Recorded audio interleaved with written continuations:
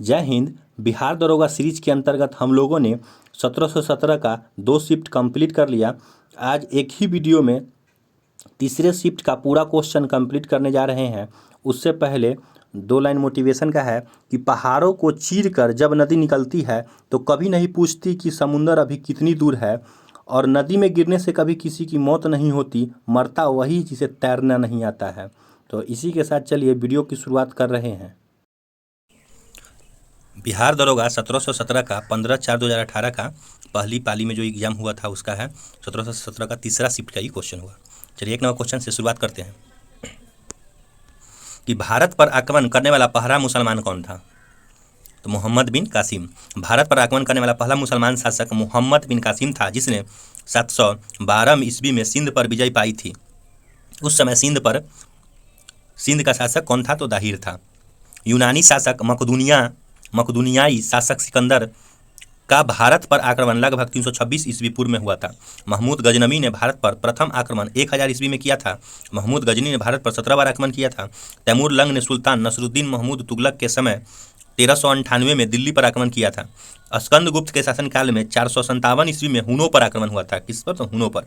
मोहम्मद गौरी ने भारत पर पहला आक्रमण 1175 ईस्वी में मुल्तान के विरुद्ध किया था। मोहम्मद गौरी का दूसरा आक्रमण 1178 में पाटन गुजरात में हुआ, जहां के शासक भीम द्वितीय ने गौरी को पराजित किया था।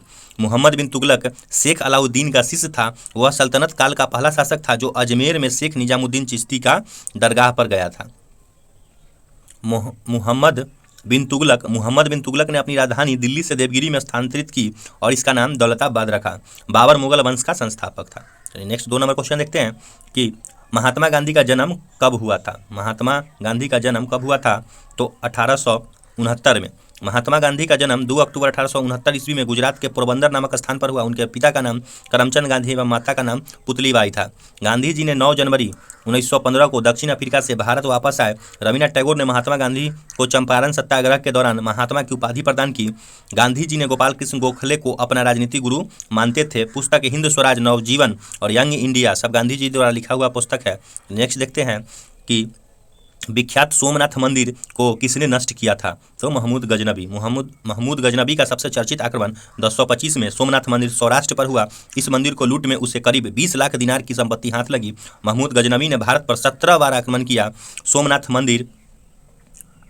मंदिर की रक्षा में सहायता करने के कारण अहिलवारा के शासक पर महमूद गजनी ने आक्रमण किया। गुलाम वंश की स्थापना 1206 में कुतुबुद्दीन ऐबक शासनकाल 1206 से 1210 में किया। वह गौरी का गुलाम था। नेक्स्ट देखते हैं 4 नंबर क्वेश्चन कि हर्षवर्धन के साम्राज्य के समय जो चीनी पर्यटन भारत आए थे वह कौन था? हर्षवर्धन के शासनकाल में हुआनसांग हर्षवर्धन के शासनकाल में भारत आया था। वह बिहार में नालंदा जिला स्थित नालंदा विश्वविद्यालय अध्ययन करने तथा भारत में बौद्ध ग्रंथों को एकत्र कर ले जाने के लिए आया था। इसका भ्रमण वृत्तांत सियुकी के नाम से प्रसिद्ध है। इसने हर्षकालीन समाज, धर्म और राजनीति एवं भारतीय संस्कारों के बारे में वर्णन किया। फाहियान या चीनी यात्री गुप्त नरेश चंद्रगुप्त द्वितीय के दरबार में भारत आया। चलिए नेक्स्ट देखते हैं कि इति सिंह यह 7वीं शताब्दी में भारत आया तथा नालंदा एवं विक्रमशिला विश्वविद्यालय का वर्णन किया। दिल्ली चलो का नारा किसने दिया? तो SC बोस ने दिल्ली चलो का नारा दिया। दिल्ली चलो का नारा सुभाष चंद्र बोस ने दिया। दिल्ली चलो सुभाष चंद्र बोस। पूर्ण स्वराज और आराम हराम है जवाहरलाल नेहरू। करो या मरो हे राम भारत छोड़ो महात्मा गांधी। मेरे सिर पर पड़ी लाठी का एक एक प्रहार अंग्रेजी शासन के ताबूत की कील साबित होगा, ये लाला लाजपत राय का कथन है। नेक्स्ट है कि तुम मुझे खून दो मैं तुझे आज़ादी दूंगा, सुभाष चंद्र बोस। चलिए नेक्स्ट देखते हैं 6 नंबर क्वेश्चन। भारत की बुलबुल किसे कहते हैं? भारत की बुलबुल सरोजिनी नायडू को कहते हैं, नाइटिंगेल ऑफ इंडिया। भारत की बुलबुल सरोजिनी नायडू को कहा जाता है। भारत के प्रथम महिला राज्यपाल सरोजिनी नायडू यूपी के थी। विजय लक्ष्मी पंडित संयुक्त राष्ट्र संघ की प्रथम महिला राजदूत थी। नेक्स्ट देखते हैं अरुणा असफ अली भारतीय स्वतंत्रता सेनानी थी। सुचिता कृपलानी यूपी। या भारत की प्रथम महिला मुख्यमंत्री थी। चंद्रगुप्त मौर्य की राजधानी कहाँ था? चंद्रगुप्त मौर्य की राजधानी पाटलिपुत्र था। मौर्य वंश का संस्थापक चंद्रगुप्त मौर्य का जन्म 345 ईस्वी पूर्व में हुआ था। जस्टिन ने चंद्रगुप्त मौर्य को सेंड्रोकोटस कहा था, जिसकी पहचान विलियम जोन्स ने चंद्रगुप्त मौर्य को दी थी। मगध की राजधानी राजगृह थी। नेक्स्ट पॉइंट है कि द्वितीय बौद्ध संगीति 383 ईस्वी पूर्व में वैशाली में हुई थी। अध्यक्ष सभाकर्मी शासन काल अशोक। ऐसे पूछा जाता है कि बौद्ध संगति का पहला कहाँ हुआ, दूसरा कहाँ हुआ, तीसरा कहाँ हुआ, चौथा कहाँ हुआ। ये चारों बौद्ध संगीति क्रम से हमेशा पूछा जाता रहता है। तो देखो पहला हुआ घर में, पहला हुआ घर में, तो इसको हम गृह कह सकते हैं, तो राजगृह हो जाएगा। दूसरा हुआ जिला में, तो जिला हम लोग का है वैशाली, तो दूसरा जिला हो गया हम लोग का वैशाली। तीसरा हुआ पहला राजगृह, दूसरा वैशाली, और तीसरा हुआ राजधानी में, तो उस समय राजधानी था पाटलिपुत्र, तो तीसरा हो गया राजधानी में। और चौथा हो गया वन में, मतलब सुंदर वन। चौथा हुआ वन में, तो कुंडल वन जम्मू कश्मीर। तो लाइन से कैसे याद रखेंगे, पहला घर में, दूसरा पहला गृह में, तो राजगृह हो जाएगा। दूसरा जिला में, तब वैशाली। तीसरा बोलेंगे तो तीसरा राजधानी में, तो तीसरा राजधानी में, और चौथा जंगल में। नेक्स्ट पॉइंट देखते हैं। नेक्स्ट है राजतरंगिणी में कल्हण ने किस राज्य का वर्णन किया था, तो कश्मीर के। राजतरंगिणी कल्हण द्वारा रचित एक संस्कृत ग्रंथ है। इसमें कश्मीर की इतिहास वर्णित है जो महाभारत काल के आरंभ में होता था। मगध के सबसे प्राचीन वंश का संस्थापक बृहद था। कलिंग के पूर्व भारत में गंगा से गोदावरी तक विस्तृत एक शक्तिशाली साम्राज्य था। कौशल प्राचीन भारत के 16 महाजनपदों में से एक था, जिसकी प्रथम राजधानी अयोध्या और द्वितीय राजधानी श्रावस्ती थी। मुगल वंश की स्थापना भारत में हुई थी। कब, तो 1526 में। मुगल वंश की स्थापना बाबर था, इसकी स्थापना 1526 ईस्वी में हुई थी। पानीपत का प्रथम युद्ध 21 अप्रैल 1526 को बाबर एवं इब्राहिम लोदी के बीच हुई थी, जिसमें बाबर विजयी हुआ। नेक्स्ट देखते हैं 10 नंबर। इसका पहले डिस्क्रिप्शन देख लेते हैं कि खानवा का युद्ध 17 मार्च 1527 ईस्वी को बाबर और राणा संगा के बीच हुआ, जिसमें बाबर विजयी हुआ। चंदेरी का युद्ध 29 जनवरी 1528 को मेदिनी राय एवं बाबर के बीच हुआ, इसमें बाबर विजयी हुआ। घाघरा का युद्ध 6 मई 1529 को अफगानों के बीच हुआ और एवं बाबर, इसमें भी बाबर विजयी हुआ। इसमें इसका होता है ट्रिक, बाबर आया, खाना खाया, चांद देखा, घर गया और मर गया। तो देखिए इसमें लाइन से पानी पिया, पहले खानवा युद्ध हुआ और उसके बाद खाना खाया, फिर उसके बाद पानी पिया, तो पानीपत युद्ध हुआ। और उसके बाद देखिए पानी पिया और उसके बाद घर गया, तो चांद देखा पहले, तो चंदेरी युद्ध, उसके बाद घर गया, तो घाघरा युद्ध, और उसके बाद मर गया, तो उसका अंतिम संस्कार हो गया। 30 में सब लाइनें से है, 27, 28, 29, 30। पानी पिया 26 में, 27 में हो गया खाना खाया, तो 27 में। चांद देखा था 28 में, घर गया तो घाघरा युद्ध, तो 29 में, और मर गया तो 1530 में। लाइनें से हैं। नेक्स्ट है कि सिखों के गुरुओं में गुरु गोविंद सिंह थे। सिखों के गुरुओं में गुरु गोविंद सिंह थे 10वें गुरु। गुरु गोविंद सिंह सिखों के 10वें और अंतिम गुरु थे। सिख के कुल 10 गुरु थे, जो निम्न है। गुरु नानक 1469 से 1539 ईस्वी सिख धर्म के प्रवर्तक कहे जाते थे। गुरु अंगद देव 39 से 52 गुरुमुखी लिपि के जनक थे। गुरु रामदास 52 से 74 गुरु प्रसार हेतु 22 गद्दी की निर्माण किए थे। नेक्स्ट है कि गुरु रामदास अमृतसर के संस्थापक थे 74 से 81। अर्जुन देव 81 से 1606 स्वर्ण मंदिर का निर्माण किए थे। गुरु हरगोविंद सिंह 1606 से 45 तक अकाल तख्त की स्थापना। गुरु हर राय 45 से 61 उत्तराधिकारी युद्ध में भाग लिए। गुरु हर किशन अल्प वयस्क अवस्था में मृत्यु। और गुरु तेग बहादुर औरंगजेब की धार्मिक नीतियों की मुख्य विरोध किया एवं मुगलों के विरुद्ध करतारपुर का युद्ध हुआ। 1675 में उसने औरंगजेब ने उसे फांसी दे दी गई। और गुरु गोविंद सिंह 75 से 1708 ईस्वी अंतिम हुई। कनिष्क राजा थे। कहाँ के कनिष्क राजा थे, तो कनिष्क कुषाण वंश के राजा थे। एक महान शासक था। कनिष्क ने 78 ईस्वी में शक संवत चलाया तथा उसके राजारोहण की तिथि है, उसी समय उसका राजारोहण हुआ। शक संवत भारत सरकार द्वारा प्रयोग में लाया जाता है। चौथी बौद्ध संगीति कनिष्क के शासनकाल में कुंडल वन कश्मीर में वसुमित्र की अध्यक्षता में हुआ। वासुदेव कुषाण वंश का अंतिम शासक था। नेक्स्ट देखते हैं कि गुप्त वंश का श्रीगुप्त गुप्त वंश के संस्थापक थे। मौर्य वंश के संस्थापक चंद्रगुप्त मौर्य ने की थी। पाल वंश के संस्थापक गोपाल 750 ईस्वी में। इस वंश की राजधानी मुंगेर थी। सूफी संत ख्वाजा मोइनुद्दीन चिश्ती का उर्स जहाँ पर मनाया जाता है, मतलब कहाँ पे मनाया जाता है, देखते हैं। सूफी संत ख्वाजा मोइनुद्दीन चिश्ती का उर्स अजमेर शरीफ में मनाया जाता है, जो राजस्थान में स्थित है। अजमेर हिंदू एवं मुसलमानों का तीर्थ स्थान है। चिश्ती सिलसिले के संस्थापक अबू अहमद अब्बाली चिश्ती ने, लेकिन भारत में इसका प्रचार प्रसार ख्वाजा मोइनुद्दीन चिश्ती ने किया। इसका मुख्य केंद्र अजमेर था। नेक्स्ट देखते हैं कि ख्वाजा मोइनुद्दीन चिश्ती को मोहम्मद गौरी ने सुल्तान उल हिंद के आध्यात्मिक गुरु की उपाधि प्रदान की थी। शेख हमीदुद्दीन नागौरी और शेख कुतुबुद्दीन बख्तियार काकी ख्वाजा मोइनुद्दीन चिश्ती के शिष्य थे। फतेहपुर सीकरी एक नगर है जो कि मुगल सम्राट अकबर के सन 1571 में बसाया था। बिहार शरीफ भारत के बिहार राज्य में स्थित एक नगर है और बिहार शरीफ का पुराना नाम अदंतपुरी, जिसे अदंतपुरी भी कहा जाता था। आगरा भारतीय राज्य उत्तर प्रदेश में यमुना नदी के तट पर स्थित एक नगर है। 1504 में आगरा में सिकंदर लोदी ने आगरा शहर को बसाया और शाहजहां ने आगरा उत्तर प्रदेश में ताजमहल का निर्माण यहीं पे किया था। 13 नंबर क्वेश्चन है, अशोक महान थे। अशोक महान बिंदुसार के पुत्र थे। अशोक महान बिंदुसार के पुत्र थे। अशोक की माता का नाम शुभधांगी था, जो दिव्यादान के अनुसार, मतलब दिव्यादान पुस्तक के अनुसार अशोक 269 ईस्वी में पूर्व मगध की राजगद्दी पर बैठा। राजगद्दी पर बैठने के समय अशोक अवंती उज्जैन का राज्यपाल था।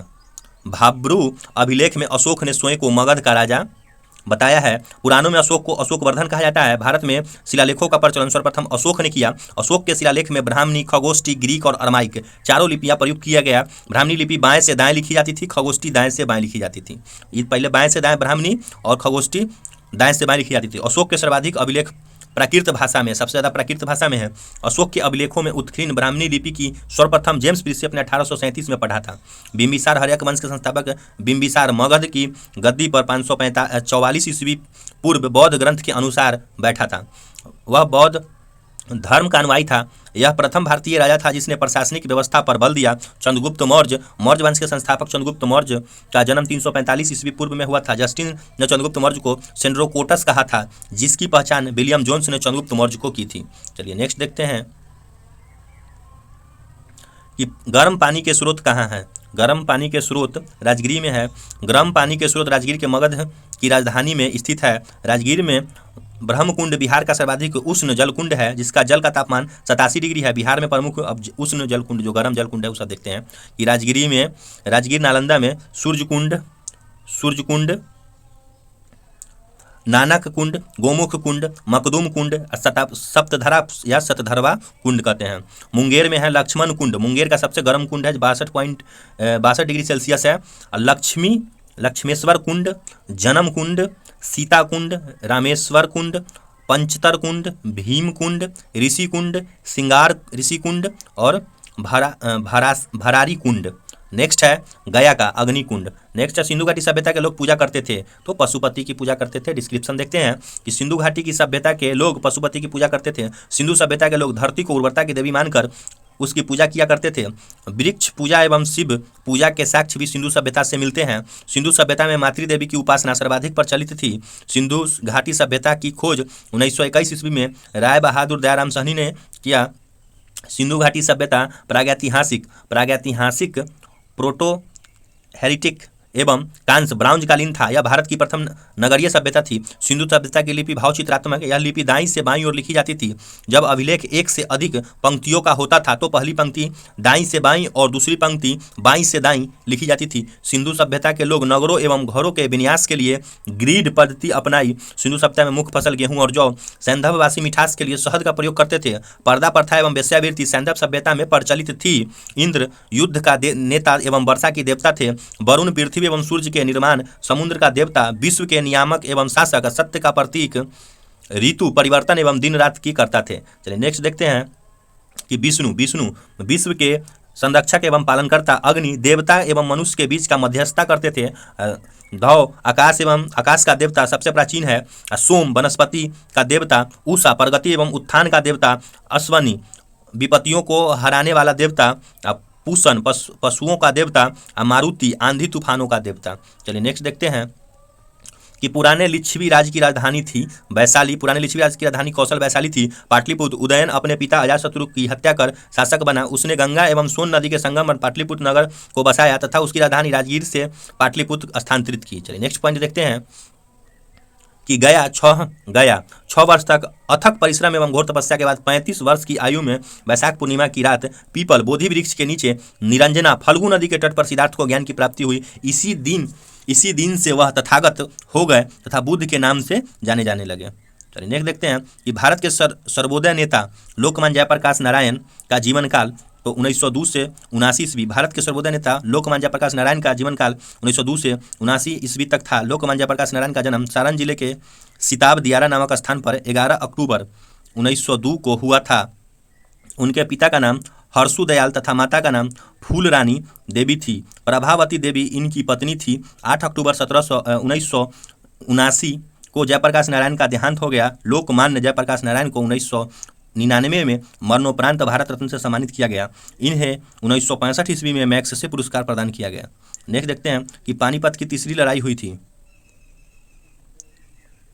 1761 में। पानीपत की तीसरी लड़ाई 1761 में हुई थी। पानीपत की पहली लड़ाई 21 अप्रैल 1526 को बाबर एवं इब्राहिम लोदी के बीच हुआ, जिसमें इब्राहिम लोदी की हार हुई थी। पानीपत की दूसरी लड़ाई 5 नवंबर 1556 में अकबर एवं हेमू के बीच हुआ, जिसमें हेमू की हार हुई। बालाजी बाजीराव के समय में ही पानीपत का तृतीय युद्ध 14 जनवरी 1761 को हुआ, जिसमें मराठों की हार हुई। इसी हार को नहीं सह पाने के कारण बालाजी की मृत्यु 1761 में हो गई। पृथ्वी अपनी धुरी पर घूमती है। पृथ्वी अपनी धुरी पर 23 घंटे 56 मिनट 4 सेकंड में घूमती है। देखते हैं डिस्क्रिप्शन कि पृथ्वी अपनी धुरी पर 23 घंटे 56 मिनट 4 सेकंड में एक चक्कर लगाती है। पृथ्वी की गति 2 प्रकार की है, घूर्णन गति, परिक्रमण गति। घूर्णन गति देखते हैं रोटेशन। पृथ्वी अपनी अक्ष पर पश्चिम से पूरब 23 घंटे 56 मिनट में 4 सेकंड में घूमती है। इसे पृथ्वी की घूर्णन गति कहते हैं। इसे परिभ्रमण दैनिक गति भी कहते हैं। इसके कारण दिन व रात की घटना होती है। उसके बाद है परिक्रमण या वार्षिक गति, या इसको रेवोल्यूशन कहते हैं। पृथ्वी को सूर्य की परिक्रमा करने में अर्थात अपनी कक्षा को चक्कर लगाने में 365 दिन 5 घंटा 48 मिनट 46 सेकंड लगता है। पृथ्वी की इस गति को परिक्रमण गति कहते हैं। इस गति के कारण ऋतु परिवर्तन होता है। पृथ्वी आकार में 5वां सबसे बड़ा ग्रह है। यह सौरमंडल का एकमात्र ग्रह जिस पर जीवन है। इसका एकमात्र उपग्रह चंद्रमा है। सूर्य से पृथ्वी तक की दूरी 149.6 मिलियन किलोमीटर है। आकार एवं बनावट की दृष्टि से पृथ्वी शुक्र के समान है। जल की उपस्थिति के कारण इसे नीला ग्रह भी कहा जाता है। नेक्स्ट है कि 20 नंबर क्वेश्चन कि ग्रह जो सूर्य की परिक्रमा करने में 88 दिन लगाता है, वो कौन सा ग्रह है? तो बुध है। बुध सूर्य की परिक्रमा करने में 88 दिन लगाता है। शुक्र यह पृथ्वी की निकटतम सबसे चमकीला तथा सबसे गर्म ग्रह है।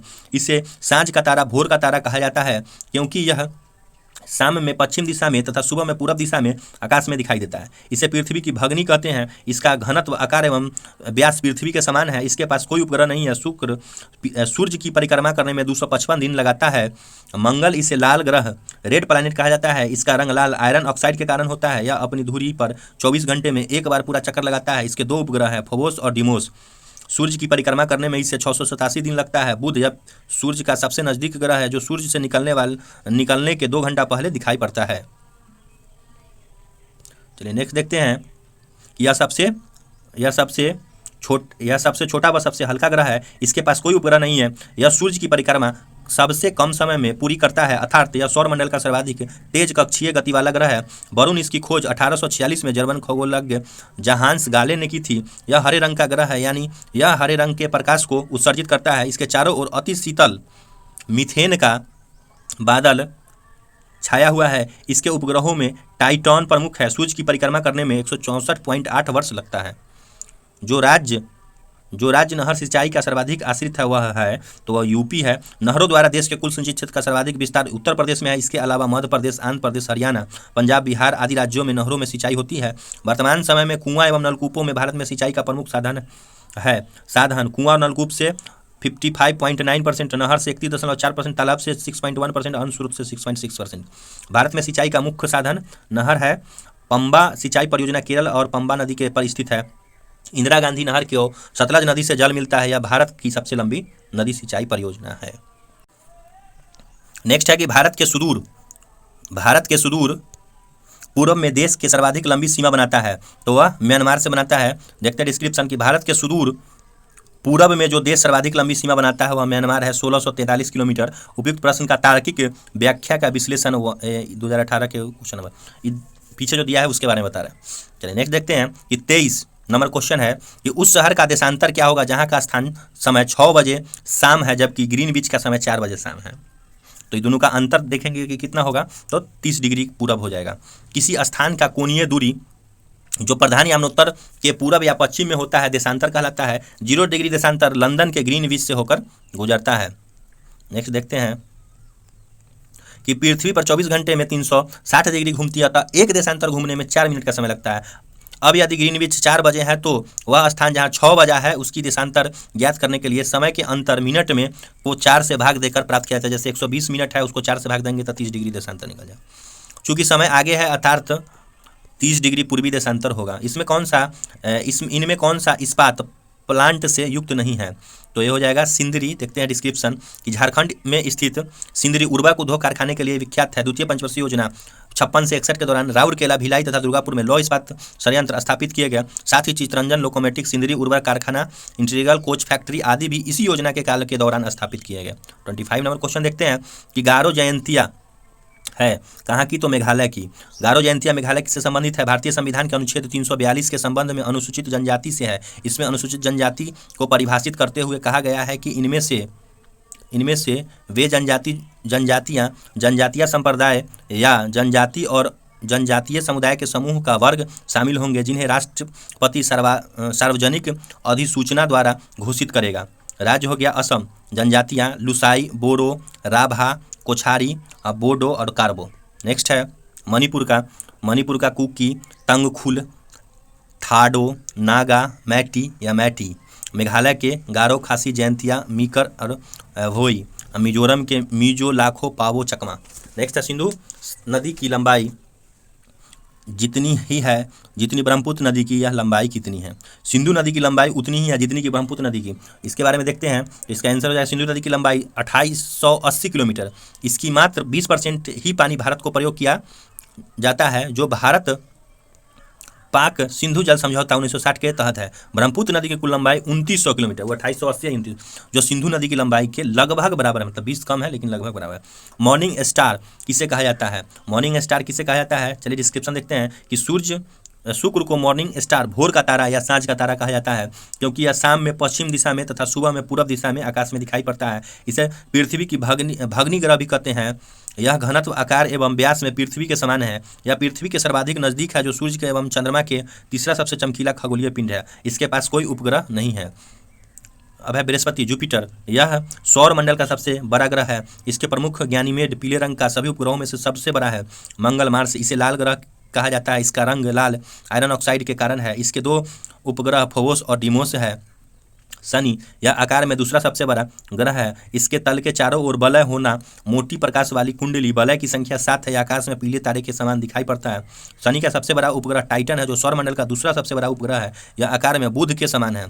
चलिए नेक्स्ट देखते हैं कि राज्यसभा में सदस्यों का अधिकतम संख्या कितना है? तो 250 है। डिस्क्रिप्शन देखते हैं कि राज्यसभा में अधिकतम 250 है। राज्यसभा संसद का उच्च सदन कहा जाता है। यह एक अस्थायी संख्या है क्योंकि इसका विघटन नहीं होता है। राज्यसभा की अधिकतम संख्या 250 निर्धारित है जिसमें 238 सदस्य राज्यसभा एवं संघ राज्य क्षेत्रों में निर्वाचित होते हैं तथा 12 सदस्य राष्ट्रपति द्वारा मनोनीत होते हैं। अनुच्छेद 80 के 3 में जो साहित्य, विज्ञान, कला और समाज सेवा के क्षेत्र में विशिष्ट स्थान रखता है। वर्तमान में राज्यसभा में 245 सदस्य है जिसमें से 229 राज्यों से, 4 संघ राज्य क्षेत्र से तथा 12 मनोनीत सदस्य हैं। इसके सदस्य 6 वर्ष के लिए निर्वाचित होते हैं तथा 1/3 सदस्य प्रति 2 वर्ष पर अवकाश ग्रहण करते हैं। अनुच्छेद 83 के 1 में है। राज्यसभा सदस्यों के लिए अर्हता है, मतलब क्या क्या जरूरी है देख लेते हैं।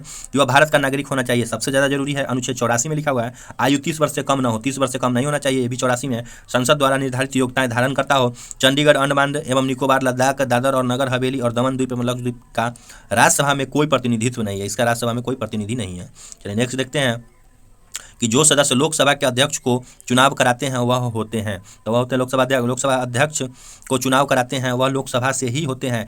संविधान के अनुच्छेद 93 के अनुसार लोकसभा स्वयं की अपने सभी सदस्यों में से एक अध्यक्ष और एक उपाध्यक्ष चुनेगा।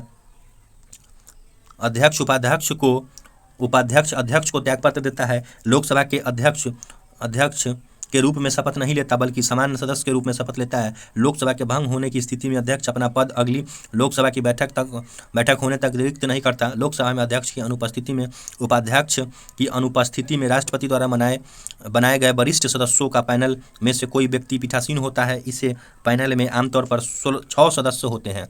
नेक्स्ट है कि प्रथम लोकसभा का कार्यकाल 17 अप्रैल 1952 ईस्वी से 4 अप्रैल 1957 तक रही। प्रथम लोकसभा अध्यक्ष श्री जीबी मौलंकर तथा उपसभा अनंत नयन सयंकर थे। नोट, न्यूनतम 55 सांसद वाला दल को ही लोकसभा में विपक्षी दल के होने का दावा करती है। लोकसभा में सीटों की संख्या 10% है। वर्तमान 17वीं लोकसभा के अध्यक्ष ओम बिरला है। चलिए नेक्स्ट देखते हैं 30 नंबर क्वेश्चन कि भारत के राष्ट्रपति जिन सदस्यों द्वारा चुने जाते हैं वे होते हैं, तो वे होते हैं पार्लियामेंट एवं राज्यों के विधानसभाओं के। डिस्क्रिप्शन देखते हैं कि भारत के राष्ट्रपति जिन सदस्यों के द्वारा चुने जाते हैं वे हैं पार्लियामेंट एवं राज्यों के विधानसभाओं के होते हैं। राष्ट्रपति अनुच्छेद 52 में यह कहा गया है कि भारत का एक राष्ट्रपति होगा। अनुच्छेद 53 में यह घोषणा की है कि संघ की कार्यपालिका शक्ति राष्ट्रपति में निहित है। राष्ट्रपति भारत का राज्य प्रमुख होता है। नेक्स्ट देखते हैं कि संवैधानिक पदक्रम में राष्ट्रपति का पद सबसे ऊपर होता है। राष्ट्रपति भारत का प्रथम नागरिक होते हैं। राष्ट्रपति का निर्वाचन, भारत के राष्ट्रपति का चुनाव राष्ट्रपति एवं उपराष्ट्रपति निर्वाचन अधिनियम 1952 के अंतर्गत संविधान के अनुच्छेद 55 के 3 के अनुसार अप्रत्यक्ष रूप से अनुपातिक प्रतिनिधित्व प्रणाली के एकल संक्रमणीय मत पद्धति के गुप्त मतदान द्वारा होता है। नेक्स्ट है कि अनुच्छेद 54 के अनुसार राष्ट्रपति का निर्वाचन एक निर्वाचन मंडल द्वारा होता है जिसमें निम्न शामिल होते हैं। क में है कि संसद के दोनों सदनों के निर्वाचित सदस्य। सेकेंड में कि राज्यों के विधानसभाओं के निर्वाचित सदस्य। और ग में कि 17वें संविधान संशोधन 1952 द्वारा केंद्र शासित प्रदेश में दिल्ली और पुडुचेरी के निर्वाचन सदस्यों को भी शामिल किया गया है। नेक्स्ट पॉइंट देखते हैं कि संसद के दोनों सदनों को मनोनीत सदस्य, राज्य विधानसभाओं के मनोनीत सदस्य और राज्य विधान परिषदों के, जहाँ पर द्विविधानीय विधायिका है, के सदस्य निर्वाचित एवं मनोनीत, या तो निर्वाचित होना चाहिए तो मनोनीत, और दिल्ली और पुडुचेरी विधानसभा के मनोनीत सदस्य राष्ट्रपति के निर्वाचन में भाग नहीं लेते हैं। नेक्स्ट देखते हैं कि इनमें से कौन भारत के राष्ट्रपति के द्वारा नियुक्त नहीं है। भारत के राष्ट्रपति के द्वारा नियुक्त नहीं है तो उपराष्ट्रपति नियुक्त नहीं कर सकते। भारत के उपराष्ट्रपति को राष्ट्रपति द्वारा नियुक्ति नहीं होता है। उपराष्ट्रपति संविधान के अनुच्छेद 66 के अनुसार उपराष्ट्रपति का निर्वाचन संसद के दोनों सदनों के सदस्यों से मिलकर बनने वाले निर्वाचन कर्ण के सदस्यों द्वारा अनुपातिक प्रतिनिधित्व पद्धति के अनुसार से एकल संक्रमण मत द्वारा, और ऐसे निर्वाचन में मतदान गुप्त होगा जिसमें विधानसभाओं के सदस्य शामिल नहीं होंगे। नेक्स्ट देखते हैं कि उपराष्ट्रपति अपना पद ग्रहण करने से पहले राष्ट्रपति अथवा उनके द्वारा नियुक्त किए गए व्यक्ति के सम्मुख पद व गोपनीयता की शपथ लेते हैं। शपथ एवं त्यागपत्र कहाँ कहाँ मिलेगा वो देख लेते हैं कि राष्ट्रपति ये मुख्य न्यायाधीश शपथ दिलाएगा लेकिन उपराष्ट्रपति को त्यागपत्र देंगे। उपराष्ट्रपति शपथ राष्ट्रपति दिलाएंगे लेकिन त्यागपत्र राष्ट्रपति को ही देगा। राज्यपाल राज्य उच्च न्यायालय के मुख्य न्यायाधीश शपथ दिलाएंगे और त्यागपत्र राष्ट्रपति को देना होगा। मुख्य न्यायाधीश को शपथ राष्ट्रपति दिलाएंगे और राष्ट्रपति को त्यागपत्र देना होगा। प्रधानमंत्री को भी शपथ राष्ट्रपति दिलाते हैं, त्यागपत्र भी राष्ट्रपति को देना होगा। लोकसभा अध्यक्ष शपथ इसका नहीं होता है और ये जो त्यागपत्र देता है उपाध्यक्ष को दे देता है। चलिए नेक्स्ट है कि विभिन्न राजनीतिक दलों की स्वीकृति पार्टी, राष्ट्रीय पार्टी अथवा प्रादेशिक पार्टी के रूप में कौन प्रदान करता है, मतलब स्वीकृति कौन देता है, तो चुनाव आयोग। देखते हैं डिस्क्रिप्शन। चुनाव आयोग राजनीतिक दलों को स्वीकृति राष्ट्रीय पार्टी अथवा प्रादेशिक पार्टी के रूप में प्रदान करता है। संविधान के भाग 15 के अनुसार अनुच्छेद 324 से 329 में निर्वाचन से संबंधित उपबंध दिए गए हैं। भारतीय संविधान आयोग की स्थापना 25 जनवरी 1950 ईस्वी को हुई थी। यह एक अस्थायी संवैधानिक निकाय है। राष्ट्रीय दलों के रूप में मान्यता। वर्तमान में किसी दल को राष्ट्रीय दल का दर्जा प्राप्त करने के लिए निम्नलिखित अर्हताएं पूरी होनी चाहिए। क्या क्या होना चाहिए देखते हैं। यदि वह लोकसभा एवं विधानसभा में आम चुनावों में 4 या अधिक राज्यों में वैध मत का 6% प्राप्त करता है तथा इसके साथ ही किसी राज्य या राज्यों के लोकसभा में 4 सीट प्राप्त करता है। यदि कोई दल लोकसभा में 2% स्थान पर जीतता है, 2% स्थान पर जीतता है और उसके सदस्य 3 अलग अलग राज्यों में चुने जाते हैं तब भी मिल सकता है। यदि कोई दल को कम से कम 4 राज्यों में राज्य स्तरीय दल के रूप में मान्यता है तब भी मिल सकता है। पंचायती राज कब लागू हुआ था, तो पंचायती राज 1959 ईस्वी में लागू हुआ था। पंचायती राज लागू हुआ था। पंचायती राज का शुभारंभ स्वतंत्र भारत में 2 अक्टूबर 1959 ईस्वी को भारत के प्रथम प्रधानमंत्री जवाहरलाल नेहरू के द्वारा राजस्थान के नागौर जिले में हुआ था तथा दूसरा राज्य आंध्र प्रदेश 11 अक्टूबर 1959 ईस्वी को लागू किया गया था। संविधान के अनुच्छेद 40 में यह निर्दिष्ट है कि राज्य पंचायतों के संगठन के लिए कदम उठाएगा। पंचायतों को यदि किसी विधि के अधीन पहले ही विघटित नहीं कर दिया जाता है तो उसकी अवधि अपने प्रथम अधिवेशन के लिए नियत तारीख से 5 वर्ष होगा। अनुच्छेद 243 के अंग में यदि किसी पंचायत को समय पूर्व विघटित कर दिया जाता है तो उसका निर्वाचन 6 महीने के भीतर शेष बचे हुए अवधि के लिए कराया जाता है, किंतु पंचायत ऐसे समय विघटित किया जाता है जब उसकी अवधि 6 महीने से कम बची हो तो शेष अवधि के लिए निर्वाचन कराना जरूरी नहीं होता है। अनुच्छेद 243 के 6 के अनुसार पंचायत का सदस्य बनने के लिए न्यूनतम आयु 21 वर्ष। 73वां संविधान संशोधन पंचायती राज से संबंधित है। इसके द्वारा संविधान के भाग 9 अनुच्छेद 243 क से लेकर 9 तक की कुल 16 अनुच्छेद तथा अनुसूची 11 का प्रावधान किया गया है। नोट वर्ष 1986 ईस्वी में गठित LS सिंघवी समिति की सिफारिशों के आधार पर 73वां संविधान संशोधन अधिनियम 1993 के द्वारा पंचायत राज को संवैधानिक दर्जा प्रदान किया गया है। वर्तमान पंचायती राज व्यवस्था नागालैंड, मेघालय तथा मिजोरम राज्यों को छोड़कर अन्य सभी राज्यों तथा दिल्ली को छोड़कर अन्य सभी केंद्रशासित राज्यों में लागू है। पंचायती राज का प्रमुख समितियां कौन कौन है देखते हैं कि समिति बलवंत राय मेहता समिति 1957, अशोक मेहता समिति 1977, जीवी के राव समिति 1985 और LM सिंधवी समिति 1986, PK थुंगन समिति 1988। नेक्स्ट है कि उपचुनाव कराया जाता है। उपचुनाव कराया जाता है, कभी भी नहीं कराया जाता है। देखते हैं, उपचुनाव कभी भी नहीं कराया जाता है। संसद तथा राज्य विधानमंडल के किसी सदस्य की मृत्यु, त्यागपत्र या अयोग्य होने के कारण रिक्त स्थानों वाली सीट को भरने के लिए कराया जाता है चुनाव, उपचुनाव कहा जाता है। संसद व राज्य विधानसभाओं के लिए प्रत्येक 5 वर्ष की निर्धारित अवधि के पश्चात होने वाले चुनाव को आम चुनाव कहते हैं, उसको आम चुनाव कहेंगे। और संसद तथा राज्य विधान सभाओं के भंग होने के परिणाम स्वरूप निर्धारित अवधि से पहले होने वाले चुनाव को मध्यावर्ती चुनाव कहते हैं। चलिए नेक्स्ट क्वेश्चन देखते हैं। 35 नंबर क्वेश्चन है कि भारत के उपराष्ट्रपति का चुनाव करने वाले सदस्य होते हैं, मतलब उपराष्ट्रपति के चुनाव जो करते कौन कौन होते हैं। संविधान के अनुच्छेद 66 के अनुसार उपराष्ट्रपति का निर्वाचन संसद के दोनों सदनों के सदस्यों से मिलकर बनने वाले निर्वाचन गण सदस्यों द्वारा अनुपातिक प्रतिनिधित्व पद्धति के अनुसार एकल संक्रमणीय मत द्वारा, और ऐसे निर्वाचन में मतदान गुप्त होगा, मतलब गुप्त मतदान होता है। इसमें विधानसभाओं के सदस्य शामिल नहीं होते, मतलब इसमें जो विधानसभा का जो सदस्य है वो शामिल नहीं होगा। उपराष्ट्रपति अपना पद ग्रहण करने से पहले राष्ट्रपति अथवा उनके द्वारा नियुक्त किसी व्यक्ति के सम्मुख पद अथवा गोपनीयता की शपथ लेते हैं। भारत का उपराष्ट्रपति राज्यसभा का पदेन सभापति होते हैं, अनुच्छेद 64 में लिखा हुआ है। उपराष्ट्रपति राज्यसभा का सदस्य नहीं होता, अतः इन्हें मतदान का अधिकार नहीं है, किंतु सभापति के रूप में निर्णायक मत देने का अधिकार है। भारत के प्रथम उपराष्ट्रपति सर्वपल्ली राधाकृष्णन 52 से 62 तक। भारत के वर्तमान उपराष्ट्रपति श्री जगदीश धनखड़ 14वें है, जो 11 अगस्त 2022 से है। उपराष्ट्रपति के निर्वाचन संबंधित विवादों पर सर्वोच्च न्यायालय का फैसला अनुच्छेद 71 के अनुसार होता है। राज्यसभा उच्च सदन है, सदस्यों की संख्या अधिक से अधिक 250 हो सकती है। राज्यसभा की संरचना अनुच्छेद 80 में लिखा गया है। राज्यसभा संसद के प्रथम या निम्न सदन है, जिसकी सभापतित्व करने के लिए एक अध्यक्ष होता है। लोकसभा की संरचना अनुच्छेद 81 में लिखा गया है। लोकसभा अपनी पहली बैठक के पश्चात यथाशीघ्र अपनी 2 सदस्यों को अध्यक्ष और उपाध्यक्ष के रूप में चुनती है। अनुच्छेद 93 में मंत्रिमंडल, मंत्री 3 प्रकार के होते हैं, कैबिनेट मंत्री, राज्य मंत्री और उप मंत्री। प्रधानमंत्री एवं कैबिनेट मंत्री को मिलाकर मंत्रिमंडल का निर्माण होता है। चलिए नेक्स्ट है 36 नंबर, भारतीय नागरिकों को मौलिक कर्तव्य। भारत के जो नागरिक है उसका मौलिक कर्तव्य 11 को है। देख लेते हैं कि भारतीय नागरिकों को मौलिक कर्तव्य की संख्या 11 है। मौलिक कर्तव्यों को मूल संविधान का भाग नहीं है। उन्हें सरदार स्वर्ण सिंह समिति का गठन 1976 के सिफारिश पर 42वां संविधान संशोधन अधिनियम 1976 के द्वारा संविधान में जोड़ा गया। मौलिक कर्तव्य पूर्ण सोवियत संघ के संविधान से ग्रहण किया गया है। वर्तमान में इसकी संख्या 11 है। इसे भाग 4 के क में अनुच्छेद 51 के क के तहत रखा गया है। मौलिक कर्तव्य है, प्रत्येक नागरिक को यह कर्तव्य होगा कि वह संविधान का पालन करे तथा उसके आदर्शों, संस्थाओं, राष्ट्रध्वज और राष्ट्रगान का आदर करे। स्वतंत्रता के लिए हमारे राष्ट्रीय आंदोलन के प्रेरित करने वाले उच्च आदर्शों को हृदय में संजोए रखे और उनका पालन करे। भारत की प्रभुत्ता, एकता और अखंडता की रक्षा करे और उसे अक्षुण्ण रखे। 4 नंबर में है कि देश की रक्षा करे। 5 नंबर में कि भारत के सभी लोगों को समरसता और सामान्य भ्रातृत्व की भावना का निर्माण करे। हमारी सामाजिक संस्कृति की गौरवशाली परंपरा का महत्व समझे और उसकी परीक्षण करे। प्राकृतिक पर्यावरण की रक्षा और उसका संवर्धन करे। वैज्ञानिक दृष्टिकोण और ज्ञान सर्जन की भावना का विकास करे। सार्वजनिक संपत्ति को सुरक्षित रखे। व्यक्तिगत एवं सामूहिक गतिविधियों के सभी क्षेत्रों में कर्तव्य उत्कृष्ट की ओर बढ़ने का सतत प्रयास करें। माता पिता का संरक्षण द्वारा 6 से 14 वर्ष के बच्चों को प्राथमिक शिक्षा प्रदान किया जाता है। 86वां संविधान संशोधन 2002 द्वारा इसमें जोड़ा गया था। 11 नंबर में है।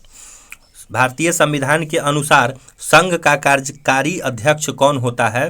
तो राष्ट्रपति। भारतीय संविधान के अनुसार संघ का कार्यकारी अध्यक्ष राष्ट्रपति होते हैं। अनुच्छेद 53 में यह घोषणा की गई थी कि संघ की कार्यपालिका शक्ति राष्ट्रपति में निहित है। राष्ट्रपति भारत का राज्य प्रमुख होते हैं। राष्ट्रपति संघ का कार्यकारी अध्यक्ष होते हैं। संवैधानिक पदक्रम में राष्ट्रपति का पद सर्वोच्च होता है। राष्ट्रपति भारत का प्रथम नागरिक है। प्रधानमंत्री अनुच्छेद प्रधानमंत्री की नियुक्ति राष्ट्रपति करेंगे और प्रधानमंत्री की सलाह पर अन्य मंत्रियों की नियुक्ति करेंगे। चलिए नेक्स्ट देखते हैं कि attorney general of India Bharat के महान्यायवादी का अनुच्छेद 76 भारत सरकार के विधि संबंधित विषयों पर सलाह देते हैं। राज्यपाल संविधान के अनुसार राज्यपाल राज्य का संवैधानिक प्रमुख होते हैं। वह दोहरी भूमिका निभाते हैं, राज्य के प्रमुख के रूप में और केंद्र सरकार के प्रतिनिधित्व के रूप में। मुख्य न्यायाधीश के अतिरिक्त उच्चतम न्यायालय के न्यायाधीशों की संख्या कितनी होती है? तो 30 होती है। प्रश्न पूछने के समय उच्चतम न्यायालय में न्यायाधीशों की संख्या 30 थी। संविधान के भाग 5 में अनुच्छेद 124 से 147 तक उच्चतम न्यायालय के उपबंधों का उल्लेख है। उच्चतम न्यायालय का उद्घाटन 28 जनवरी 1950 ईस्वी को किया गया था। अनुच्छेद 124 के क में अनुसार प्रारंभ में उच्चतम न्यायालयों में एक मुख्य न्यायाधीश तथा 7 अन्य न्यायाधीश थे, परंतु इस अनुच्छेद में संसद का न्यायाधीश की संख्या बढ़ाने की शक्ति प्रदान है। इससे बढ़ेगा तो 1956 में संसद के अन्य न्यायाधीशों की संख्या 10 निश्चित की गई और 1960 में इसे 13, 77 में 17 कर दिया गया और 86 में इसको 25 कर दिया गया। 2019 में अब 33 हो गया। 2009 में केंद्र सरकार ने उच्चतम न्यायालय के कुल न्यायाधीशों की संख्या 26 से बढ़ाकर 31 कर दी। सर्वोच्च न्यायालय न्यायाधीशों की संख्या संशोधन विधेयक 2019 द्वारा सर्वोच्च न्यायालय में एक मुख्य न्यायाधीश तथा 33 अन्य न्यायाधीश है। उच्चतम न्यायालय का प्रत्येक न्यायाधीश राष्ट्रपति द्वारा नियुक्त किया जाता है। भारत के प्रथम गवर्नर जनरल तो लॉर्ड विलियम बेंटिक देखते हैं कि भारत के प्रथम governor general Lord William Bentinck थे। लॉर्ड विलियम बेंटिक 1828 से 1835 1833 के चार्टर एक्ट द्वारा बंगाल के गवर्नर जनरल को भारत का गवर्नर जनरल बना दिया गया। इस प्रकार भारत का पहला governor general Lord William Bentinck है। वॉरेन हेस्टिंग्स 1774 से 85 यह बंगाल का पहला गवर्नर जनरल था। लॉर्ड कॉर्नवालिस 1786 से 93 इसे भारत में सिविल सेवा का जनक माना जाता है। इसे बंगाल बिहार में अस्थायी बंदोबस्त लागू किया था लॉर्ड कॉर्नवालिस इसे बंगाल बिहार में अस्थायी सेवा लागू किया था। चलिए नेक्स्ट देखते हैं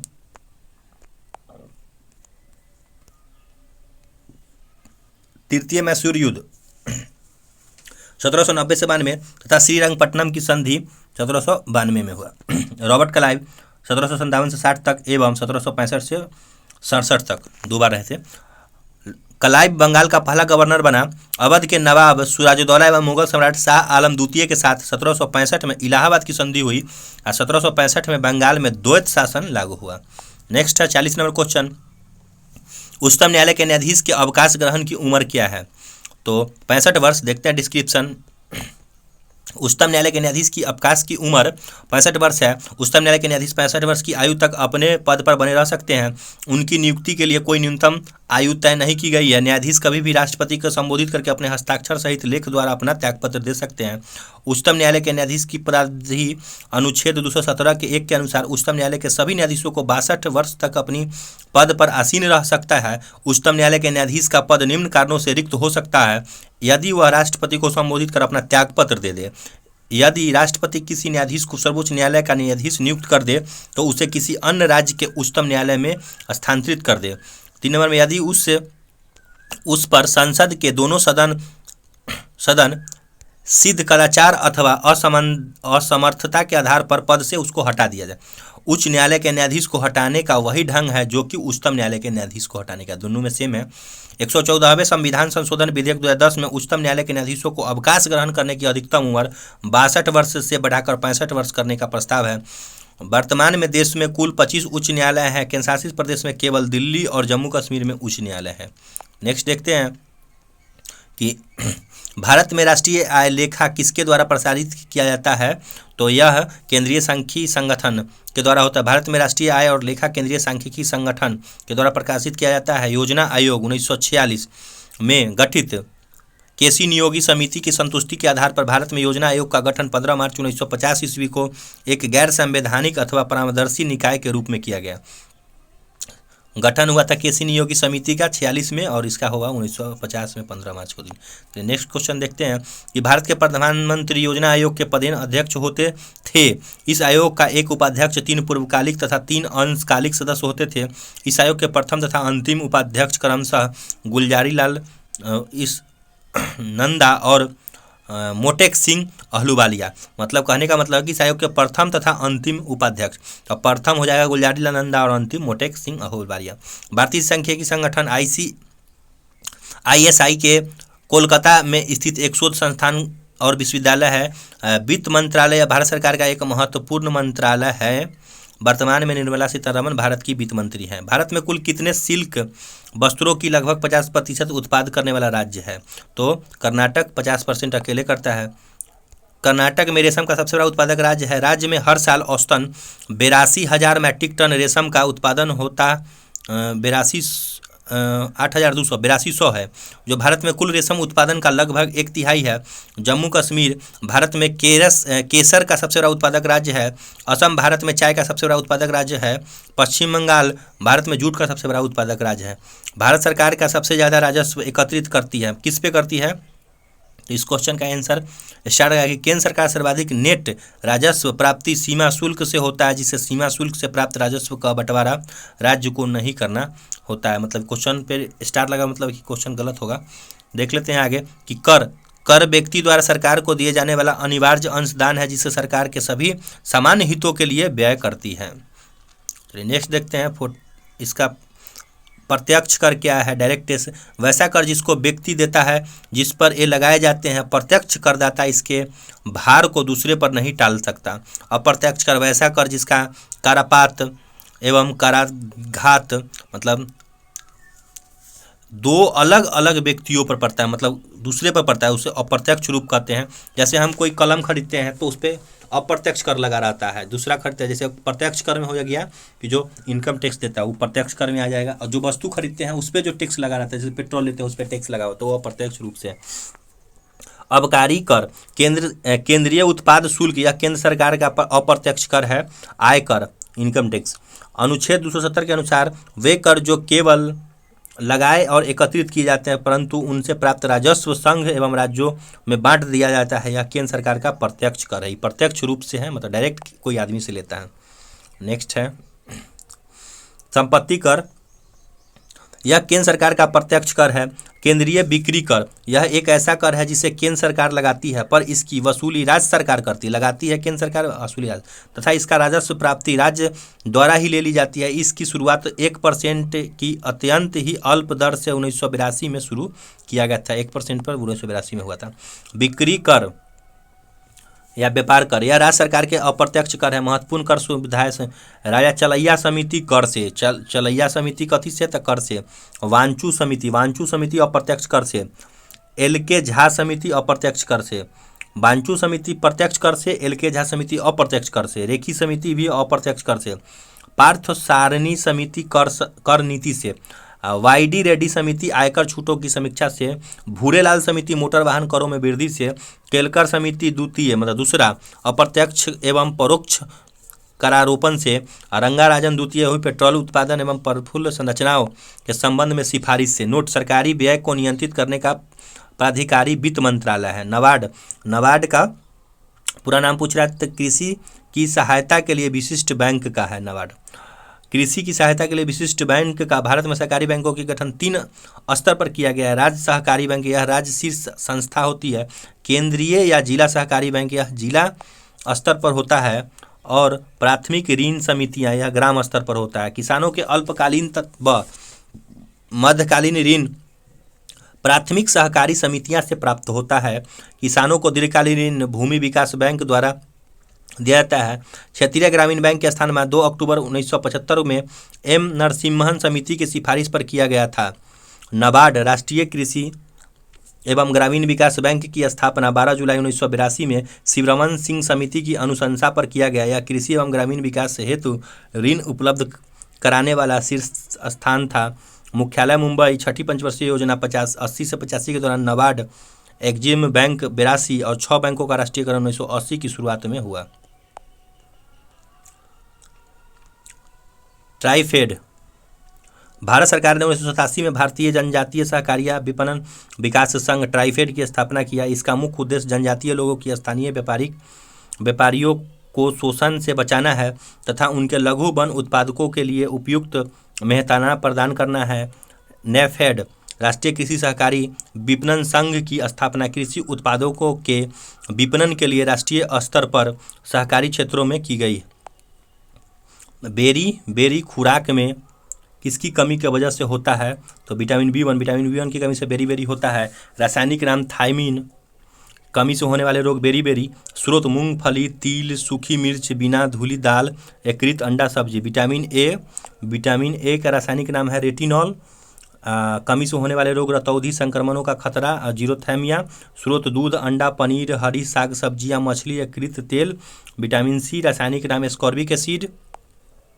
कमी से होने वाला रोग स्कर्बी होगा, मसूरों में खून आएगा। स्रोत नींबू, संतरा, नारंगी, टमाटर, खट्टे पदार्थ, मिर्च, अंकुरित अनाज।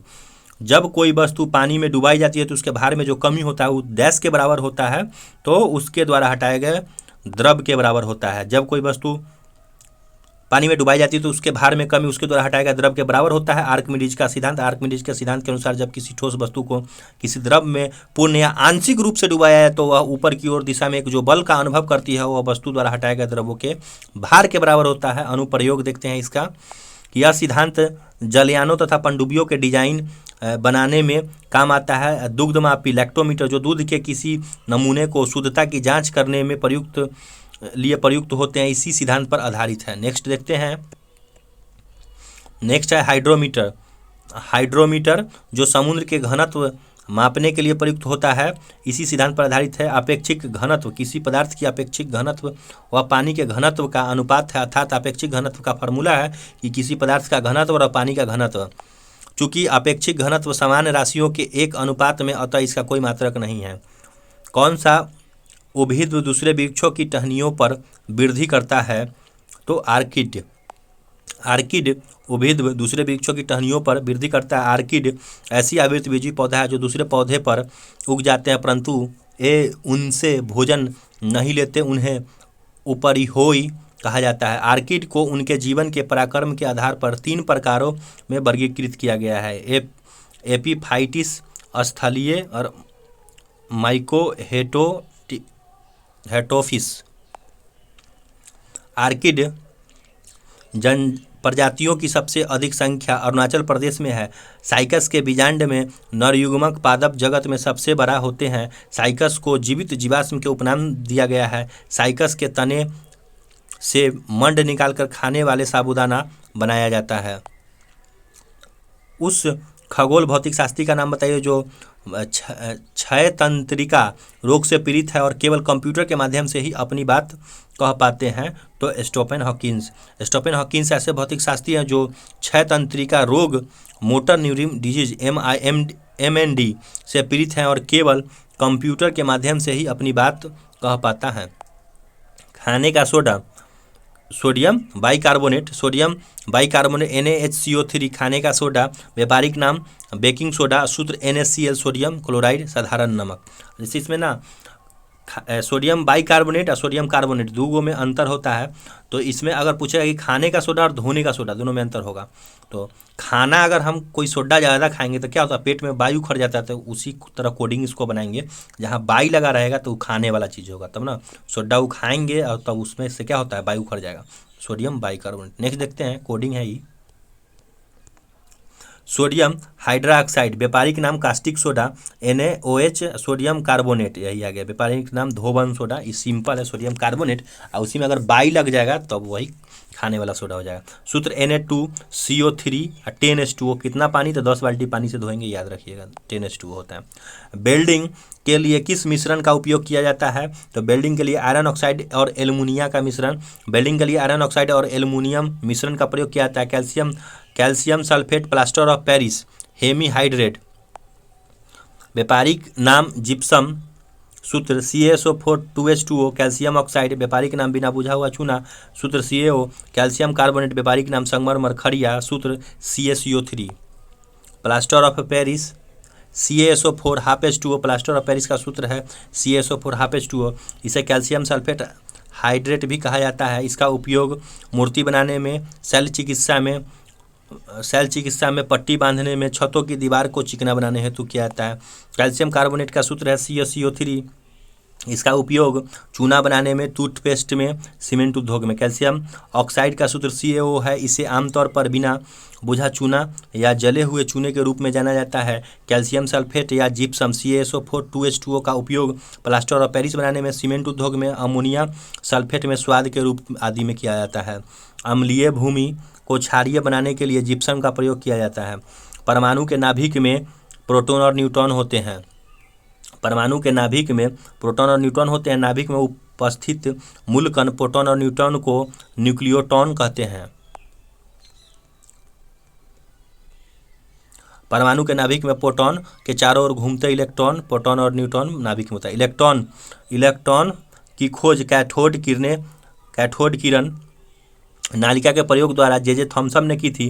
कैथोड किरण नालिका में यह स्पष्ट हुआ कि कुछ कण ऋणावेशित कैथोड पर धनावेशित एनोड की ओर चलते हैं।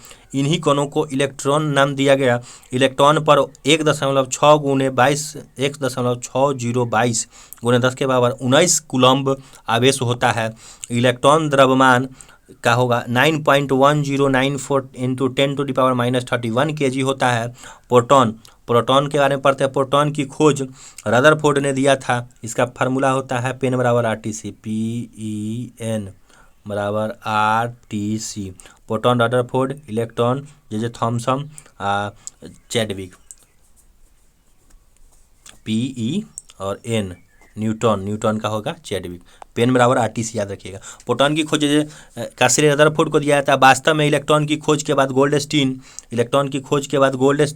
ने यह सुझाया कि यदि परमाणु वैद्युत उदासीन है तो उसमें इलेक्ट्रॉन के ही बराबर आवेश वाले एक अन्य धनावेशित कण उपस्थित होना चाहिए। प्रोटॉन पर 1.6022 × 10⁻19 कूलम आवेश होता है। प्रोटॉन का द्रव्यमान 1.67 × 10⁻27 kg होता है। न्यूट्रॉन के बारे में पढ़ते हैं।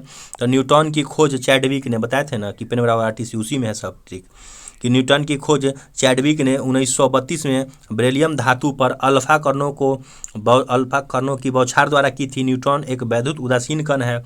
न्यूट्रॉन का द्रव्यमान प्रोटॉन के द्रव्यमान के लगभग बराबर होता है, दोनों में बराबर है। आँखों के किस भाग पर वस्तु का प्रतिबिंब बनता है? तो रेटिना पर किसी भी वस्तु का आंख में प्रतिबिंब बनता है। देखते हैं डिस्क्रिप्शन कि रक्त पटल के नीचे आंखों के सबसे भीतर एक पारदर्शी झिल्ली होती है, उसे रेटिना दृष्टि पटल कहते हैं। यहाँ प्रकाश सिराएं की एक फिल्म होती है। यह सिराएं वस्तुओं में प्रतिबिंबों के रूप, रंग और आकार का ज्ञान मस्तिष्क तक पहुँचाती है। रेटिना पर वस्तु का प्रतिबिंब उल्टा और वास्तविक बनता है। कॉर्निया आँखों के बाहर एक कठोर व अपारदर्शी श्वेत झिल्ली से ढकी रहती है, जिसे दृष्टि पटल कहते हैं। दृष्टि पटल सामने वाले भाग को कुछ उभरा हुआ होता है, जिसे कॉर्निया कहते हैं। नेत्रदान में कॉर्निया दान दिया जाता है। कॉर्निया के पीछे एक रंगीन अपारदर्शी झिल्ली का पर्दा होता है, जिसे आइरिस कहते हैं। आँखों का रंग इसी से होता है, आइरिस से। आँखों का रंग का मतलब है आइरिस के रंग से, ठीक है। आइरिस का कार्य आँख में जाने वाले प्रकाश को नियंत्रित करना है। पुतली के पीछे नेत्र सेल उत्तल होता है, मतलब कौन सा लेंस होगा नेत्र का, तो उत्तल लेंस होगा। सोडियम क्लोराइड में उपस्थित कौन सी अशुद्धि नमी सोखती है? तो मैग्नीशियम क्लोराइड। देखते हैं, सोडियम क्लोराइड में उपस्थित मैग्नीशियम क्लोराइड अशुद्धि को नमी सोखती है। सोडियम यह एक क्षार धातु है। यह अत्यंत अक्रियाशील सफ़ेद और मुलायम धातु है जो प्रकृति में स्वतंत्र अवस्था में नहीं पाया जाता। यौगिक के रूप में मुख्यतः sodium chloride NaCl, sodium carbonate Na2CO3, sodium nitrate NaNO3, sodium sulphate Na2SO4 × 10H2O आदि के रूप में पाया जाता है। मैग्नीशियम इसका परमाणु क्रमांक 12 या मुख्यतः मैग्नीशियम सल्फेट और मैग्नीशियम क्लोराइड यौगिकों के रूप में पाया जाता है। Magnesium chloride hexahydrate MgCl2 6H2O भी सोडियम क्लोराइड की तरह मुख्यतः समुद्री जल में पाया जाता है। फास्फोरस का कौन सा अयस्क नहीं है? तो यह हो जाएगा ग्रेनाइट है। ग्रेनाइट फास्फोरस का अयस्क नहीं है, बाद बाकी सब है। फास्फोरस का सबसे अधिक मात्रा एपेटाइट में पाई जाती है। इसके साधारण सदस्य है, इसका है प्लूरोपेप्टाइड CA5PO4 के होल ट्वाइस F, क्लोरोएप्टाइड CA5PO4 के होल थराइस और Cl। उसके बाद है फास्फोराइट CA5PO4 के होल थराइस OH, चलिए नेक्स्ट देखते हैं कि फास्फोरस को हड्डी की राख या फास्फोराइड से प्राप्त किया जा सकता है। फास्फोरस की अपरूप लाल फास्फोरस दिया सलाई में, श्वेत फास्फोरस चूहा मारने में और कार्बनिक फास्फोरस पीरकनाशी के प्रयोग में होता है। उसके बाद तांबा कॉपर। कॉपर मुख्यतः अयस्क निम्नलिखित है: कॉपर ग्लाइड Cu2s, copper pyrite CuFeS2, cuprite Cu2O, malachite CuOH के होल ट्वाइस और CuCO3। चलिए नेक्स्ट देखते हैं